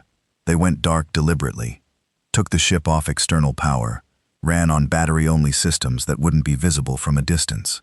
They transmitted that message to you. He looked at me directly. They knew you were coming. They've been tracking the Caribbean Star on radar for 3 days. Who are they? He was quiet for a moment. A research team. 3 scientists and a physician. They were on the Coral Empress as part of a WHO emergency response operation when the outbreak began. The Coral Empress was their transport to a monitoring site in the region. He paused. The monitoring site was looking at the infection, trying to understand it. He paused again. They have data. Information about the progression, the transmission, the eventual course of the infection. Coates said, "What kind of data?" Blood work, tissue samples from early stage and late stage infected, behavioral observations over an extended period. Denny looked at Coates. They've been studying it since before it went public. They knew, from the data they'd collected, approximately how the spread curve would work, where it would go, how fast. They knew it would reach this ship, I said. Not this specific ship. They knew the Caribbean cruise routes would carry infected passengers before anyone realized the outbreak was as widespread as it was. They tried to warn the relevant authorities.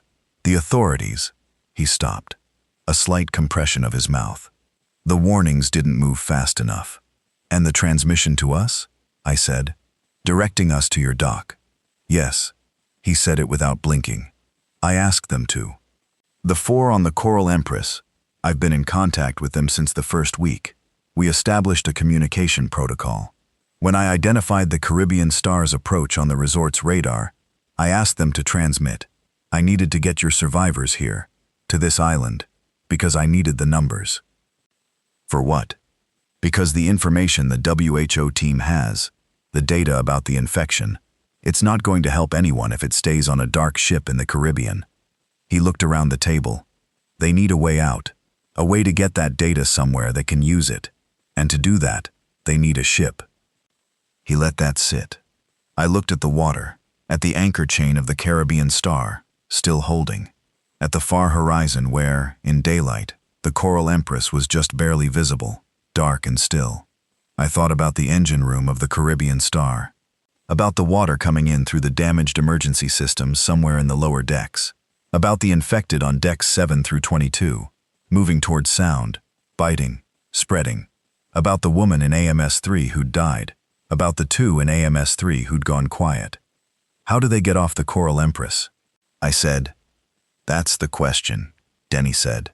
Their own ship. They can launch a rigid inflatable from the stern, but the stern is their main infected area. The Coral Empress was carrying passengers when the outbreak occurred on board. About half the ship is not usable. They've been living on the bow section, Coates said. He said it quietly, like he was working something out. The bow and the bridge. That's why the lights were off. They were contained to areas where external light wasn't visible from the Caribbean Star's approach. Yes, Denny said.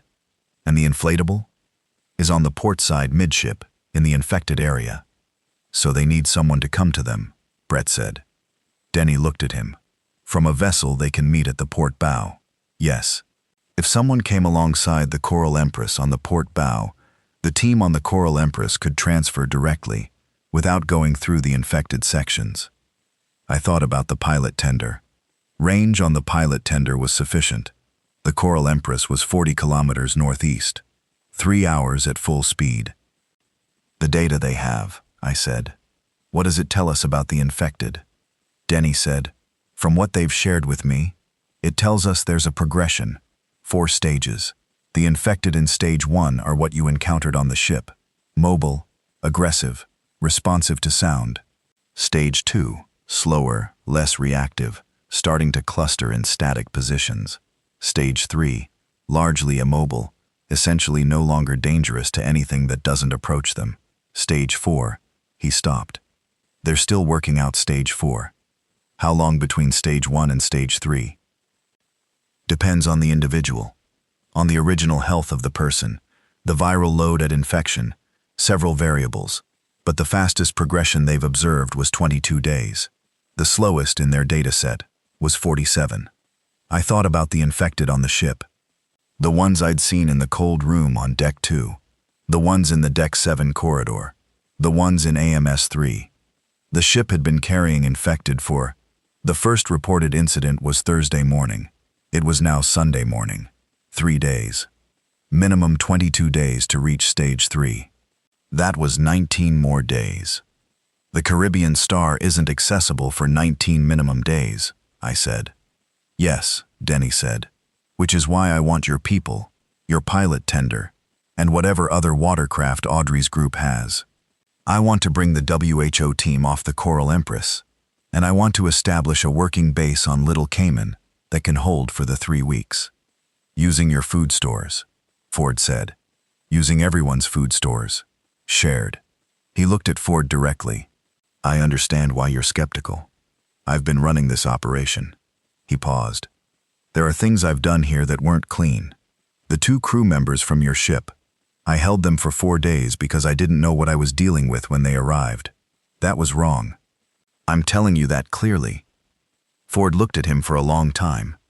The 3 people who came willingly to your dock this morning, Ford said. Where are they? In the resort.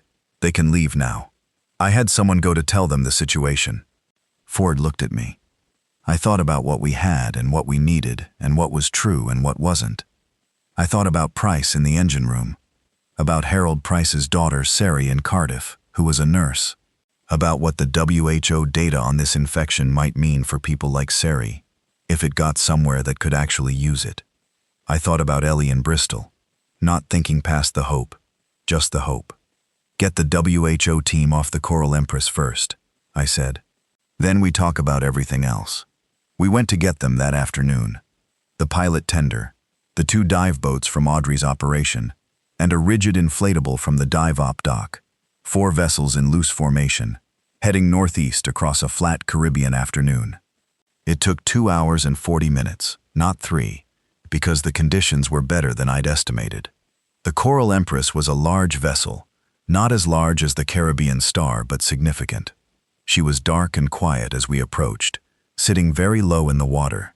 I didn't like the look of her waterline, and I'd tell you why. As a marine engineer looking at a floating vessel, you developed a particular intuition for a ship's trim and buoyancy, and the Coral Empress was showing a very slight list to port that suggested either she'd taken on water in the lower decks, or she'd shifted cargo, or something else had changed her buoyancy distribution. None of those options were comforting, but the port bow was as Denny had described, clear. An exterior deck at the bow, Deck 5 level, accessible by a fixed ladder on the hull that the team had deployed. They'd lowered a steel companion ladder, the kind of thing used for pilot boarding, from the deck level down to just above the water. We came alongside and I was the first up the ladder, which was probably not strategically ideal, but was what happened. On the deck above, 4 people were waiting, 3 in what had once been business casual clothing, now well worn. 1 in a blue polo shirt with a WHO logo that had faded significantly. They had bags, serious bags, the kind of bags you packed when you were going somewhere and not planning to return. The physician was a tall man named Dr. Patrick Soames, British, mid-50s, who shook my hand with the grip of someone who'd been very tense for a very long time, and was currently deciding whether it was acceptable to stop being quite so tense. He had data drives in a waterproof case that he kept both hands on while he was talking to me. You have a working ship, he said, the Caribbean Star. For a while, I said, currently full of infected. Minimum 19 days before the infection cycle progresses to a manageable stage. He nodded like this was information he'd expected. We've been watching her on radar. We knew someone was running the engines. He looked at me. Marine engineer? Yes. He looked at me with an expression that was hard to read, something between relief and a more complicated emotion. You kept the ship functional, as long as I could. Right now she's at anchor. How much fuel? At anchor, fuel consumption is minimal. The bunkers were at 87% capacity when we departed Miami. We've been at sea for 12 days, running at cruise speed for most of that. I thought about the numbers. Call it 70% capacity. The Caribbean Star can cross the Atlantic on 70% bunkers with margin. He said, "We need to get this data to CDC Atlanta or WHO Geneva. By any means necessary." "The satellite communications on the Caribbean Star are down," I said. "I know, but there's a functioning satellite uplink on the Coral Empress. I've been maintaining it on minimal power draw. Not broadcasting, but operational. If we can get it activated." "From the bridge?" "Yes." I looked at the Coral Empress's upper structure. The bridge was visible, 20 decks up. Between us and the bridge was the infected section of the ship. "How many infected on board?" I said. "About 400 when we last assessed, 2 weeks ago. They're primarily in the passenger areas, decks 7 through 17. The bridge and forward crew areas have been sealed off." "Sealed with blast doors?" "Some. The bridge has full blast door capability, but the forward crew areas, levels 4 and 5, were sealed with mechanical bars and welded shut at 2 access points. It's held. And the satellite uplink is on the bridge." "Yes." I thought about elevator shafts and maintenance ladders and the particular quality of spending several hours climbing things in the dark. 22 decks is a long way to climb," Brett said, who was now beside me on the bow deck. "The Coral Empress is a newer ship than the Caribbean Star," Dr. Soames said. "Built 2019, the service elevator on the newer build class. Has a maintenance battery backup," I said. He looked at me. "Yes, a lithium backup that runs the car independently for 36 hours, without main ship power. If the battery hasn't discharged." "When did the ship lose main power?" "About 9 days ago." I did the math. 9 days ago. 36 hours of battery backup. The battery was long dead. "Maintenance ladder," I said. "Yes," he said. "I'm sorry." I looked at Brett. He looked at me. "I'll go," I said. "We'll go," he said. Dr. Soames said, "I'll come. I know the ship's layout. I've been on her for 5 weeks." It took a little over 2 hours to reach the bridge of the Coral Empress. The maintenance ladder in the Coral Empress's elevator shaft was on the starboard side, which meant it was on the opposite side of the shaft from where the elevator doors opened to the passenger decks. This was the same standard design as the Caribbean Star, built to keep maintenance workers separated from the main access points. As long as the elevator doors held on the passenger decks between 7 and 17, we were in the shaft without exposure to those levels. The elevator doors held, all of them. We climbed in my torchlight and Soames's torchlight, and the sounds from outside the shaft were familiar by now. I'd heard these sounds enough to know what they meant and to move past them without stopping. Deck 20, the bridge level of the Coral Empress. The bridge was exactly as I'd have expected the bridge of a 5-year-old cruise ship to look. The same class of systems as the Caribbean Star, but newer, cleaner panels, LED displays rather than the older CRT screens. The forward windows gave a view of the bow deck far below and the ocean beyond it, and in the distance, I looked, the outline of Little Cayman, low on the southern horizon, and to the southwest, distinctly visible from this height, the Caribbean Star at anchor. The satellite uplink terminal was at the communications console, port side of the bridge, a laptop-sized terminal connected to the ship's main satellite dish on the antenna mast. Dr. Soames opened the terminal, connected a cable from his waterproof data case, and typed for about 4 minutes, while Brett and I watched the bridge doors, and the shaft access, and the horizon. The upload took 11 minutes. The satellite connection was degraded. The Coral Empress had been running on minimal power for 9 days, and the antenna alignment was slightly off. But the upload completed. Soames sat back and put both hands flat on the console, and breathed. "Done," he said. "Where did it go?" Brett asked. 3 recipients. WHO server in Geneva, CDC network in Atlanta, a research institute in Cape Town that's been part of this project from the beginning. He looked up. "Someone will get it. The servers are running on redundant power. Even if the people who manage them aren't, the servers will have it." I thought about that. About data, sitting in servers, waiting for whoever survived to come find it. "What does the data say?"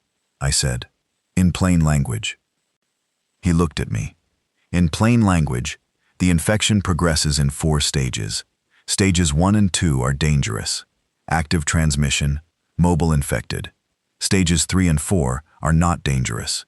Infected are largely or completely immobile and can no longer transmit to humans by bite. Stage 3 takes between 22 and 47 days from initial infection. Stage 4, he stopped. Stage 4, the infected die. Not immediately, but they do die. The infection damages the neurological system beyond a point the body can sustain, and eventually, they stop. How long? From stage 3 to stage 4, in the sample we've observed, 60 to 90 days. 22 to 47 days to become stationary, another 60 to 90 days to die. On a ship currently anchored off Little Cayman, 312 days of fuel and running time available. I did the arithmetic. The infected on the Caribbean Star had been in stage 1 for 3 days. They needed a minimum of 19 more days to reach stage 3. Then 60 to 90 days in stage 3, before death. Roughly 80 to 110 days total. The Caribbean Star had enough fuel to stay at anchor, or in slow movement for 10 times that long. We wait them out, I said. Soames looked at me. Yes, that is, broadly, yes. If a vessel can be maintained with power and basic systems operational, the infected aboard will eventually progress to a non-dangerous state. And then we take back the ship, Brett said. And then we take back the ship, I said. We went back down the elevator shaft. The descent was, as always, faster and in some ways worse. Back at the east end of Little Cayman, with the late afternoon sun making the Caribbean look flat and bronze, and beautiful in a way that was completely indifferent to everything that had happened in the past 3 days, the group gathered. Nearly 90 people, the WHO team, now on the island. Audrey Francis's 37, our 50 from the Caribbean Star. The 3 people from the dock, returned as Denny had promised. The 2 rescued crew members, the deckhand's wound being treated, the stewardess talking to people and eating. Price was still on the ship. I'd have to get him off eventually. The ship needed monitoring for as long as possible, but eventually it needed to be fully evacuated. I called him on the radio. Harold. Owen. Can you hear me all right from the engine room? Clear enough. The infection. Someone has real data on it. It progresses. The infected eventually become stationary and then die. Timeline is between 3 and 4 months from infection. A long pause. 3 to 4 months, he said. Yes. And then we can go back on board. Yes. I heard him breathe. Just once, steadily. Sari, he said. She was in Cardiff. She worked in a hospital. The data's been uploaded, I said. WHO, CDC, a Cape Town Research Institute. If there's anyone working on this, they have the data now. Another long pause. Then, all right. Can you operate the engine systems remotely, from the bridge engineering console? If I could get the bridge crew to remotely monitor the machinery, without anyone physically in the engine room. For routine monitoring, yes. The automation handles most of it.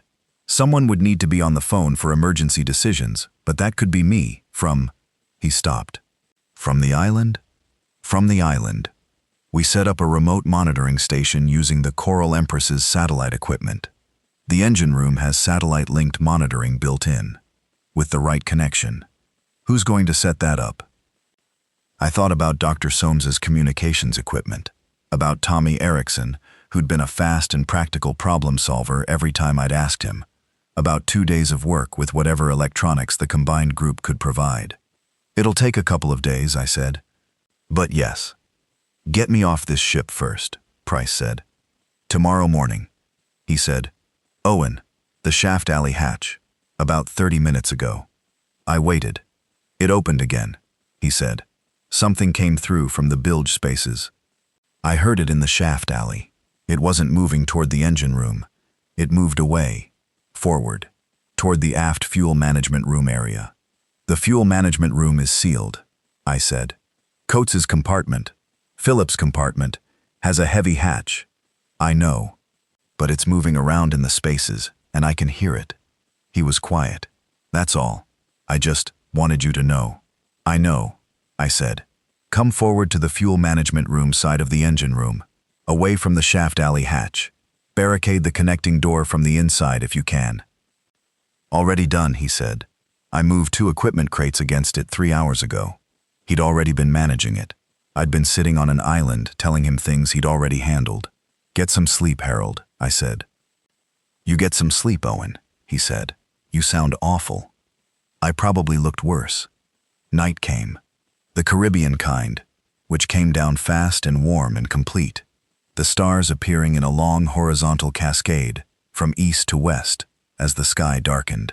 Audrey's group had set up lanterns in the dive operation building and the adjacent spaces, and the light through the windows made the east end of the island look occupied and functional in a way that was, I wanted to say hopeful, but I was wary of that word. Present was better. The east end of the island looked present.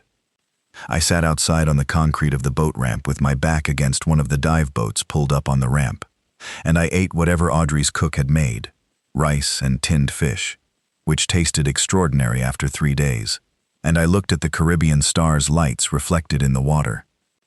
Brett sat down next to me after a while. Denny, he said. Whitfield, whatever his name is. Denny. What do you make of him? I thought about it honestly. He does things for reasons that are at least internally consistent. He prepared for this before it happened, which means he was operating on information most people didn't have, which means he had access to something. He's been running the resort group in a way that prioritized survival over other things. Some of those other things matter. I thought about the 2 crew members locked in the accommodation block. But he's adaptable. He changed his approach today because the conditions changed. That's actually a good trait in a catastrophe. You trust him. I trust that he'll act consistently with his own interests.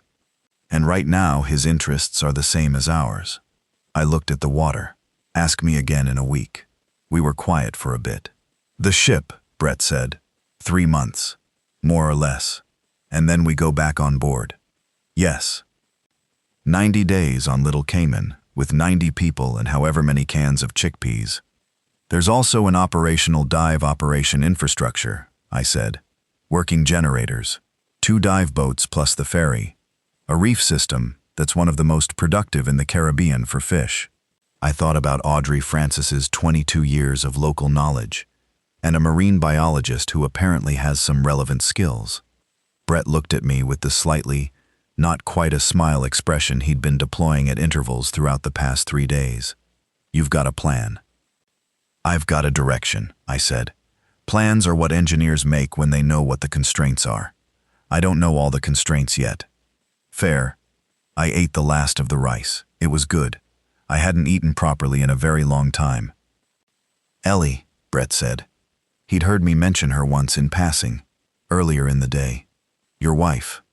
Estranged, I said. Right, in Bristol. Yes. What do you think? I don't, I said. Not yet. I will when there's something to act on. He accepted this without pushing it. We sat there for a while, and the Caribbean star sat in the water, and behind us, the dive operation building had the sound of 90 people trying to settle in for a night, in a place that was strange and small and would have to become home for 3 months. Somewhere in those 3 months, the Caribbean star would become accessible again. We'd go back on board, carefully, in stages, clearing decks one at a time, and we'd assess what was salvageable: food stores, fuel, navigation equipment, medical supplies, the things a floating city carried that an island this small needed. Somewhere in those 3 months, WHO and CDC servers might receive Dr. Soames's data, and someone might do something useful with it, might find a treatment, might find a way to accelerate the stage progression, might find something none of us had thought of. Somewhere in those 3 months, maybe, radio contact with somewhere outside this bubble of Caribbean islands and anchored ships. Maybe news that somewhere was managing this. Maybe news that Sari Price was still working her hospital in Cardiff. Maybe news of Bristol. All of that was maybe. All of that was later. Right now I was sitting on a boat ramp on a small island in the Caribbean eating rice, listening to the sound of ocean and insects and, from somewhere behind me, the low voice of Tommy Eriksson, telling someone something in Norwegian that made the someone laugh. Just a short laugh, quiet. I put the plate down and looked at the Coral Empress. 40 kilometers away, too dark to see. In 9 days I could try to board her again, when the infected onboard had progressed further in stage 2. The satellite uplink was still operable. If I could get the antenna aligned properly, we'd have consistent communication capability, more range, more reliability than the VHF radio Audrey's group had been using.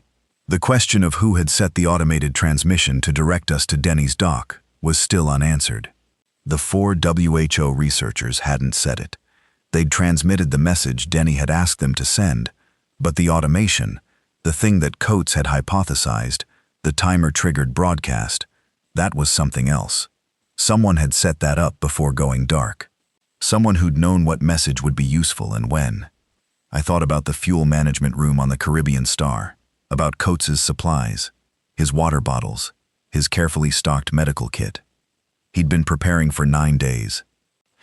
He'd been watching the island. He'd been building a picture. I thought about what he'd said when I asked how he'd had access to the restricted maintenance space. I'd prefer not to answer that right now. There was a lot I still didn't know about Philip Coates. Marine biologist, passenger, man who'd read suppressed outbreak reports and built a hiding place in an engine room while a cruise ship was still in Miami. He was 20 meters away from me, inside the dive building, talking to Dr. Soames's team in an animated and detailed way that suggested they'd been waiting for this conversation for a while. I'd ask him eventually. Tonight was not the night. My radio clicked. Price. Still up? He said. Still up, I said. The thing in the shaft alley, he said. It's quiet now. It's been quiet for a few hours. Good. The stage progression thing. What the doctor said. Yes. 22 days minimum. Yes. I've been on ships that had bad stretches that I just had to wait out, he said. More than once. I know. This is the same thing, he said. Just bigger. And with more at stake. Well, yes, there's always more at stake than there was the time before. He was quiet. Get me off this ship tomorrow, Owen. Tomorrow morning, I said. Early. I'll bring the tender. Right. A pause. I put a note in the engine room log. I waited. I documented everything, from the first alarm on Thursday morning through to the current status. Every fault, every decision, every system state. Whoever comes back to this ship is going to know exactly what's been happening in the engineering spaces. A log entry. Harold Price's engineering instinct, all the way to the last possible thing. Keeping the record because you kept the record, because that was what you did, because the ships that came after you needed to know what the ship before them had been through. That's good, Harold, I said. Of course it is, he said. Get some sleep. He clicked off. I sat for a while longer. The water moved in its slow Caribbean way. The Caribbean Star's anchor lights were steady. The stars were absurd overhead. The particular surplus of stars that you got when there was no other light for 50 miles in any direction. At some point between that and falling asleep on the concrete boat ramp with my tool bag under my head, I thought, I never torqued that bearing sleeve housing properly. I'd put it on hand tight on Thursday morning, when the PA announcement had first come through on the engineering channel, and I'd gone back and done it properly about 2 hours later, when I'd returned to AMS-3. But the original entry in my work log showed the job as complete, and the secondary annotation was handwritten on a separate page, and the main digital log would show the job as done, but not the full story. Someone going back to that engine room in 3 months would see the job marked complete and might not read the secondary annotation carefully. I'd have to make sure they did. That was the thought I fell asleep on. The annotation in an engine room log on a ship full of infected in the Caribbean. The small, careful, completely absurd concern of a man who fixed things for a living. It was probably better than most of the other things I could have been thinking about. Day 3, morning. The Caribbean is the same color it's been every morning. A specific kind of blue that I didn't have a name for before I spent enough time at sea to need one. Not deep blue, not bright blue. The particular medium blue of shallow tropical water over white sand bottom, which has some green in it, which shifts depending on depth, which in the morning light has something warm underneath it that makes it look lit from below. Price arrived by tender at 7:15. The deckhand, his name was Graham Finch, 46, 8 years on the Caribbean Star, brought the tender over. Finch's arm infection was responding to the antibiotics I'd given him. Audrey's first aid person confirming the spread was stopping. Price stepped off the tender onto the East End dock and put both feet on solid ground and stood there for exactly 4 seconds doing nothing, just standing.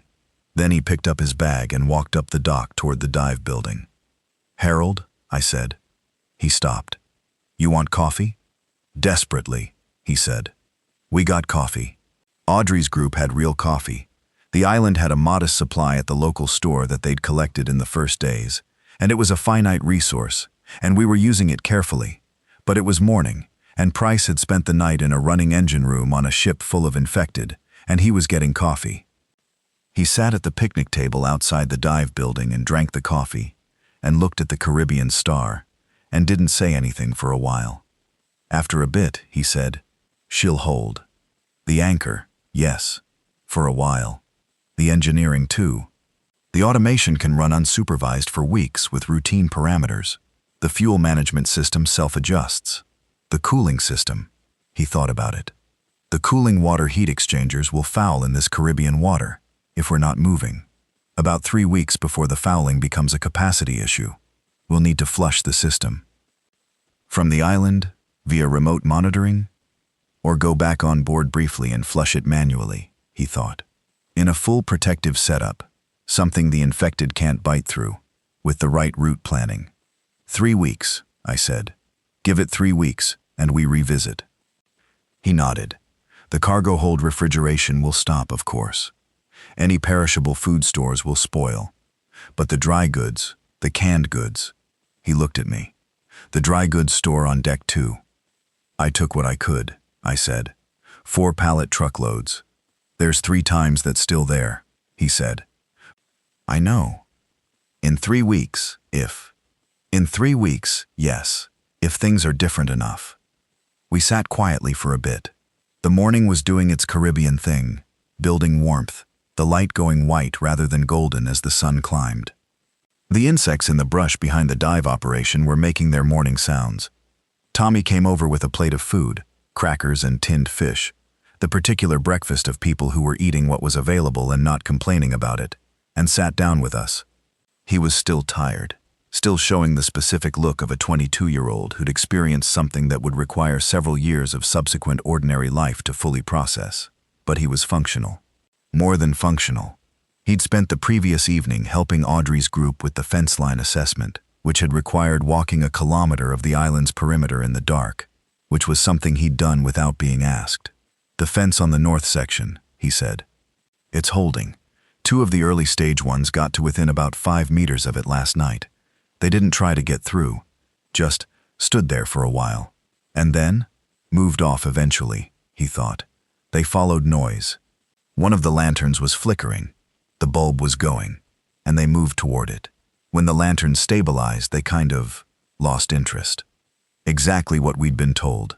Moving toward sound, toward light, without any underlying purpose. No problem solving. No persistence beyond the moment of the stimulus." "How many infected visible on the north perimeter?" I said. 7 or 8, spread out along about 100 meters of fence line." He paused. "They weren't attacking the fence. They were just there." Audrey's fence held. It would hold for the 3 months we needed. The question was whether everything else held with it.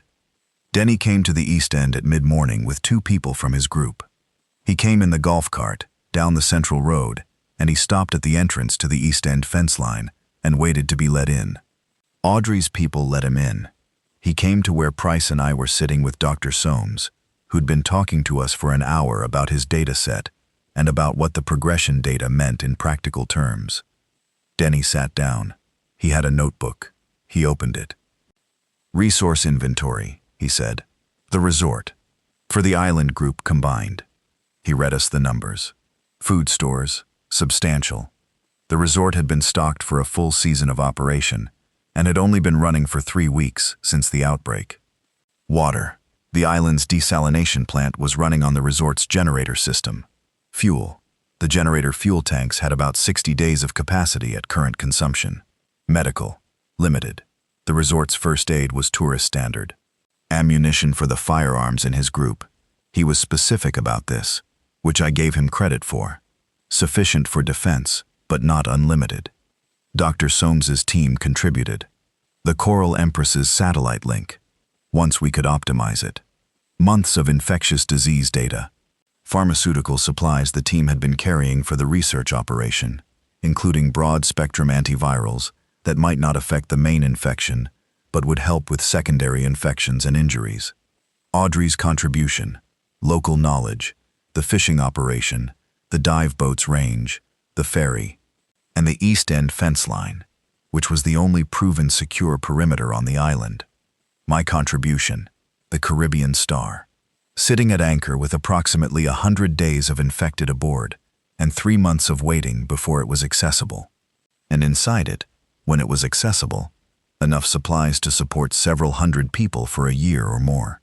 Between all of these things, 92 people who'd survived to this point, and who, by the morning of day 3, were starting, slowly, not completely, but starting, to organize. I watched it happen. Audrey and Denny, talking logistics with the careful cadence of 2 people who didn't entirely trust each other, but were both practical enough to recognize when working together was the only option. Tommy Erickson, talking to 3 of Audrey's local crew about the island's dive infrastructure. He'd apparently spent the previous evening learning about the reef systems from someone in Audrey's group, and was now animated about it in the way of a young person who'd found something to be interested in. Price and one of Denny's people, a woman who turned out to have been an electrical engineer before the outbreak, deep in a conversation about the generator fuel management system that was clearly technical and was clearly going well. Coates sat slightly apart from all of this, looking at the water. I went over to him. "The Coral Empress transmission," I said. He looked at me. The automated message, the timer-triggered broadcast. Denny says his WHO contact sent it at his request, but the automation, the preset broadcast on a timer, someone set that up before the ship went dark 9 days ago. Coates was quiet. "Was it you?" I said. He was quiet for longer. "You weren't just watching from the Caribbean Star," I said. "You were in contact with someone. Before the ship lost comms, you knew someone was going to be on the Coral Empress." He looked at the water, at the Coral Empress's invisible position on the horizon. "I knew Patrick Soames," he said finally, "from a research project 3 years ago, shared data on pathogen spread in cetacean populations. When I read the suppressed outbreak reports in Miami and made the decision to prepare, I tried to reach him. He was already on the Coral Empress." He paused. "We established a communication protocol before the ship left port.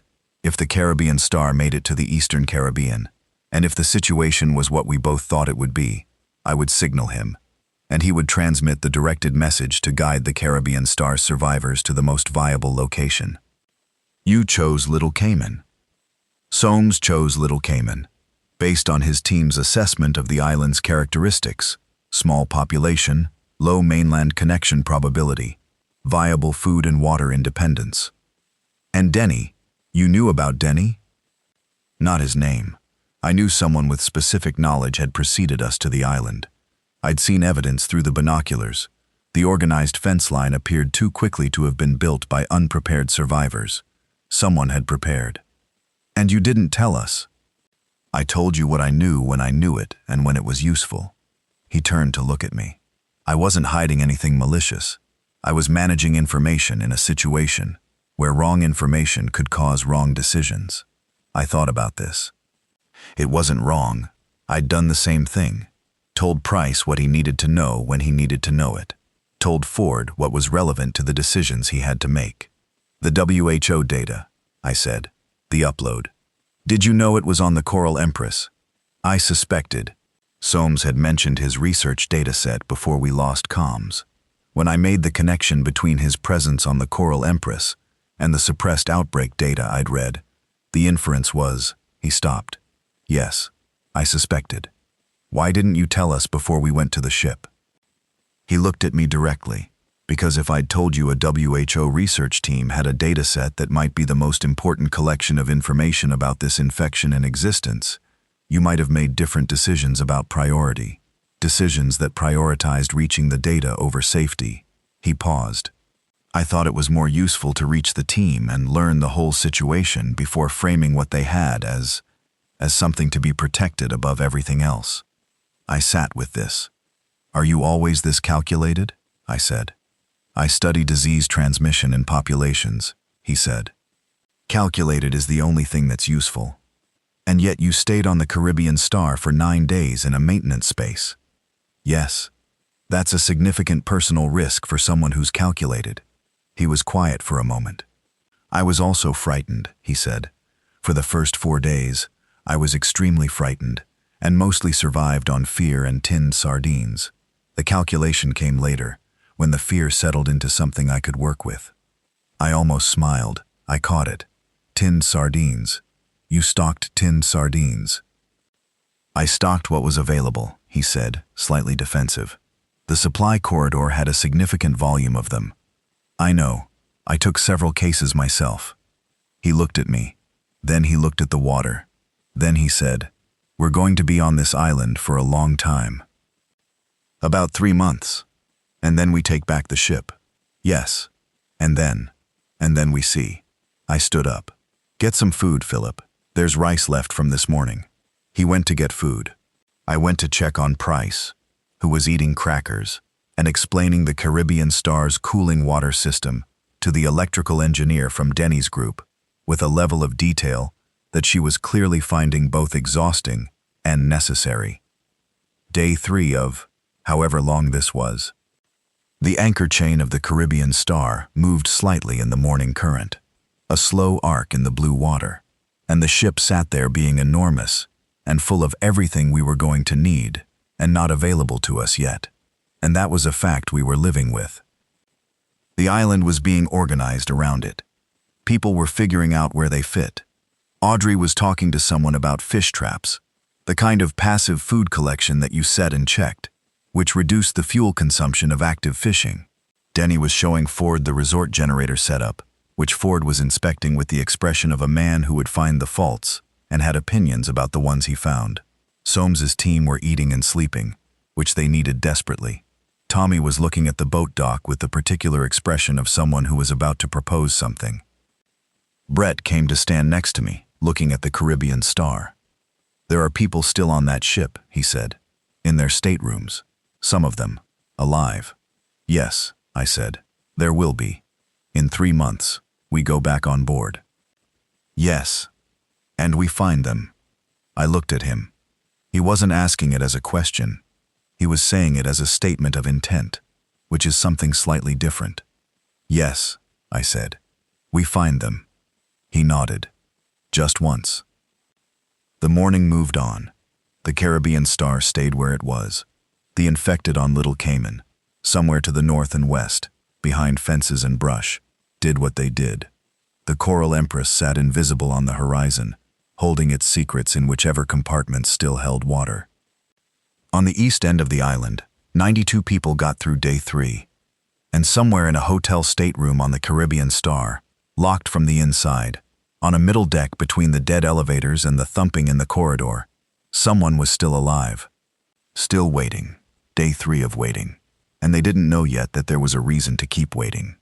But they were doing it anyway. I didn't know who they were, but I knew we'd find them.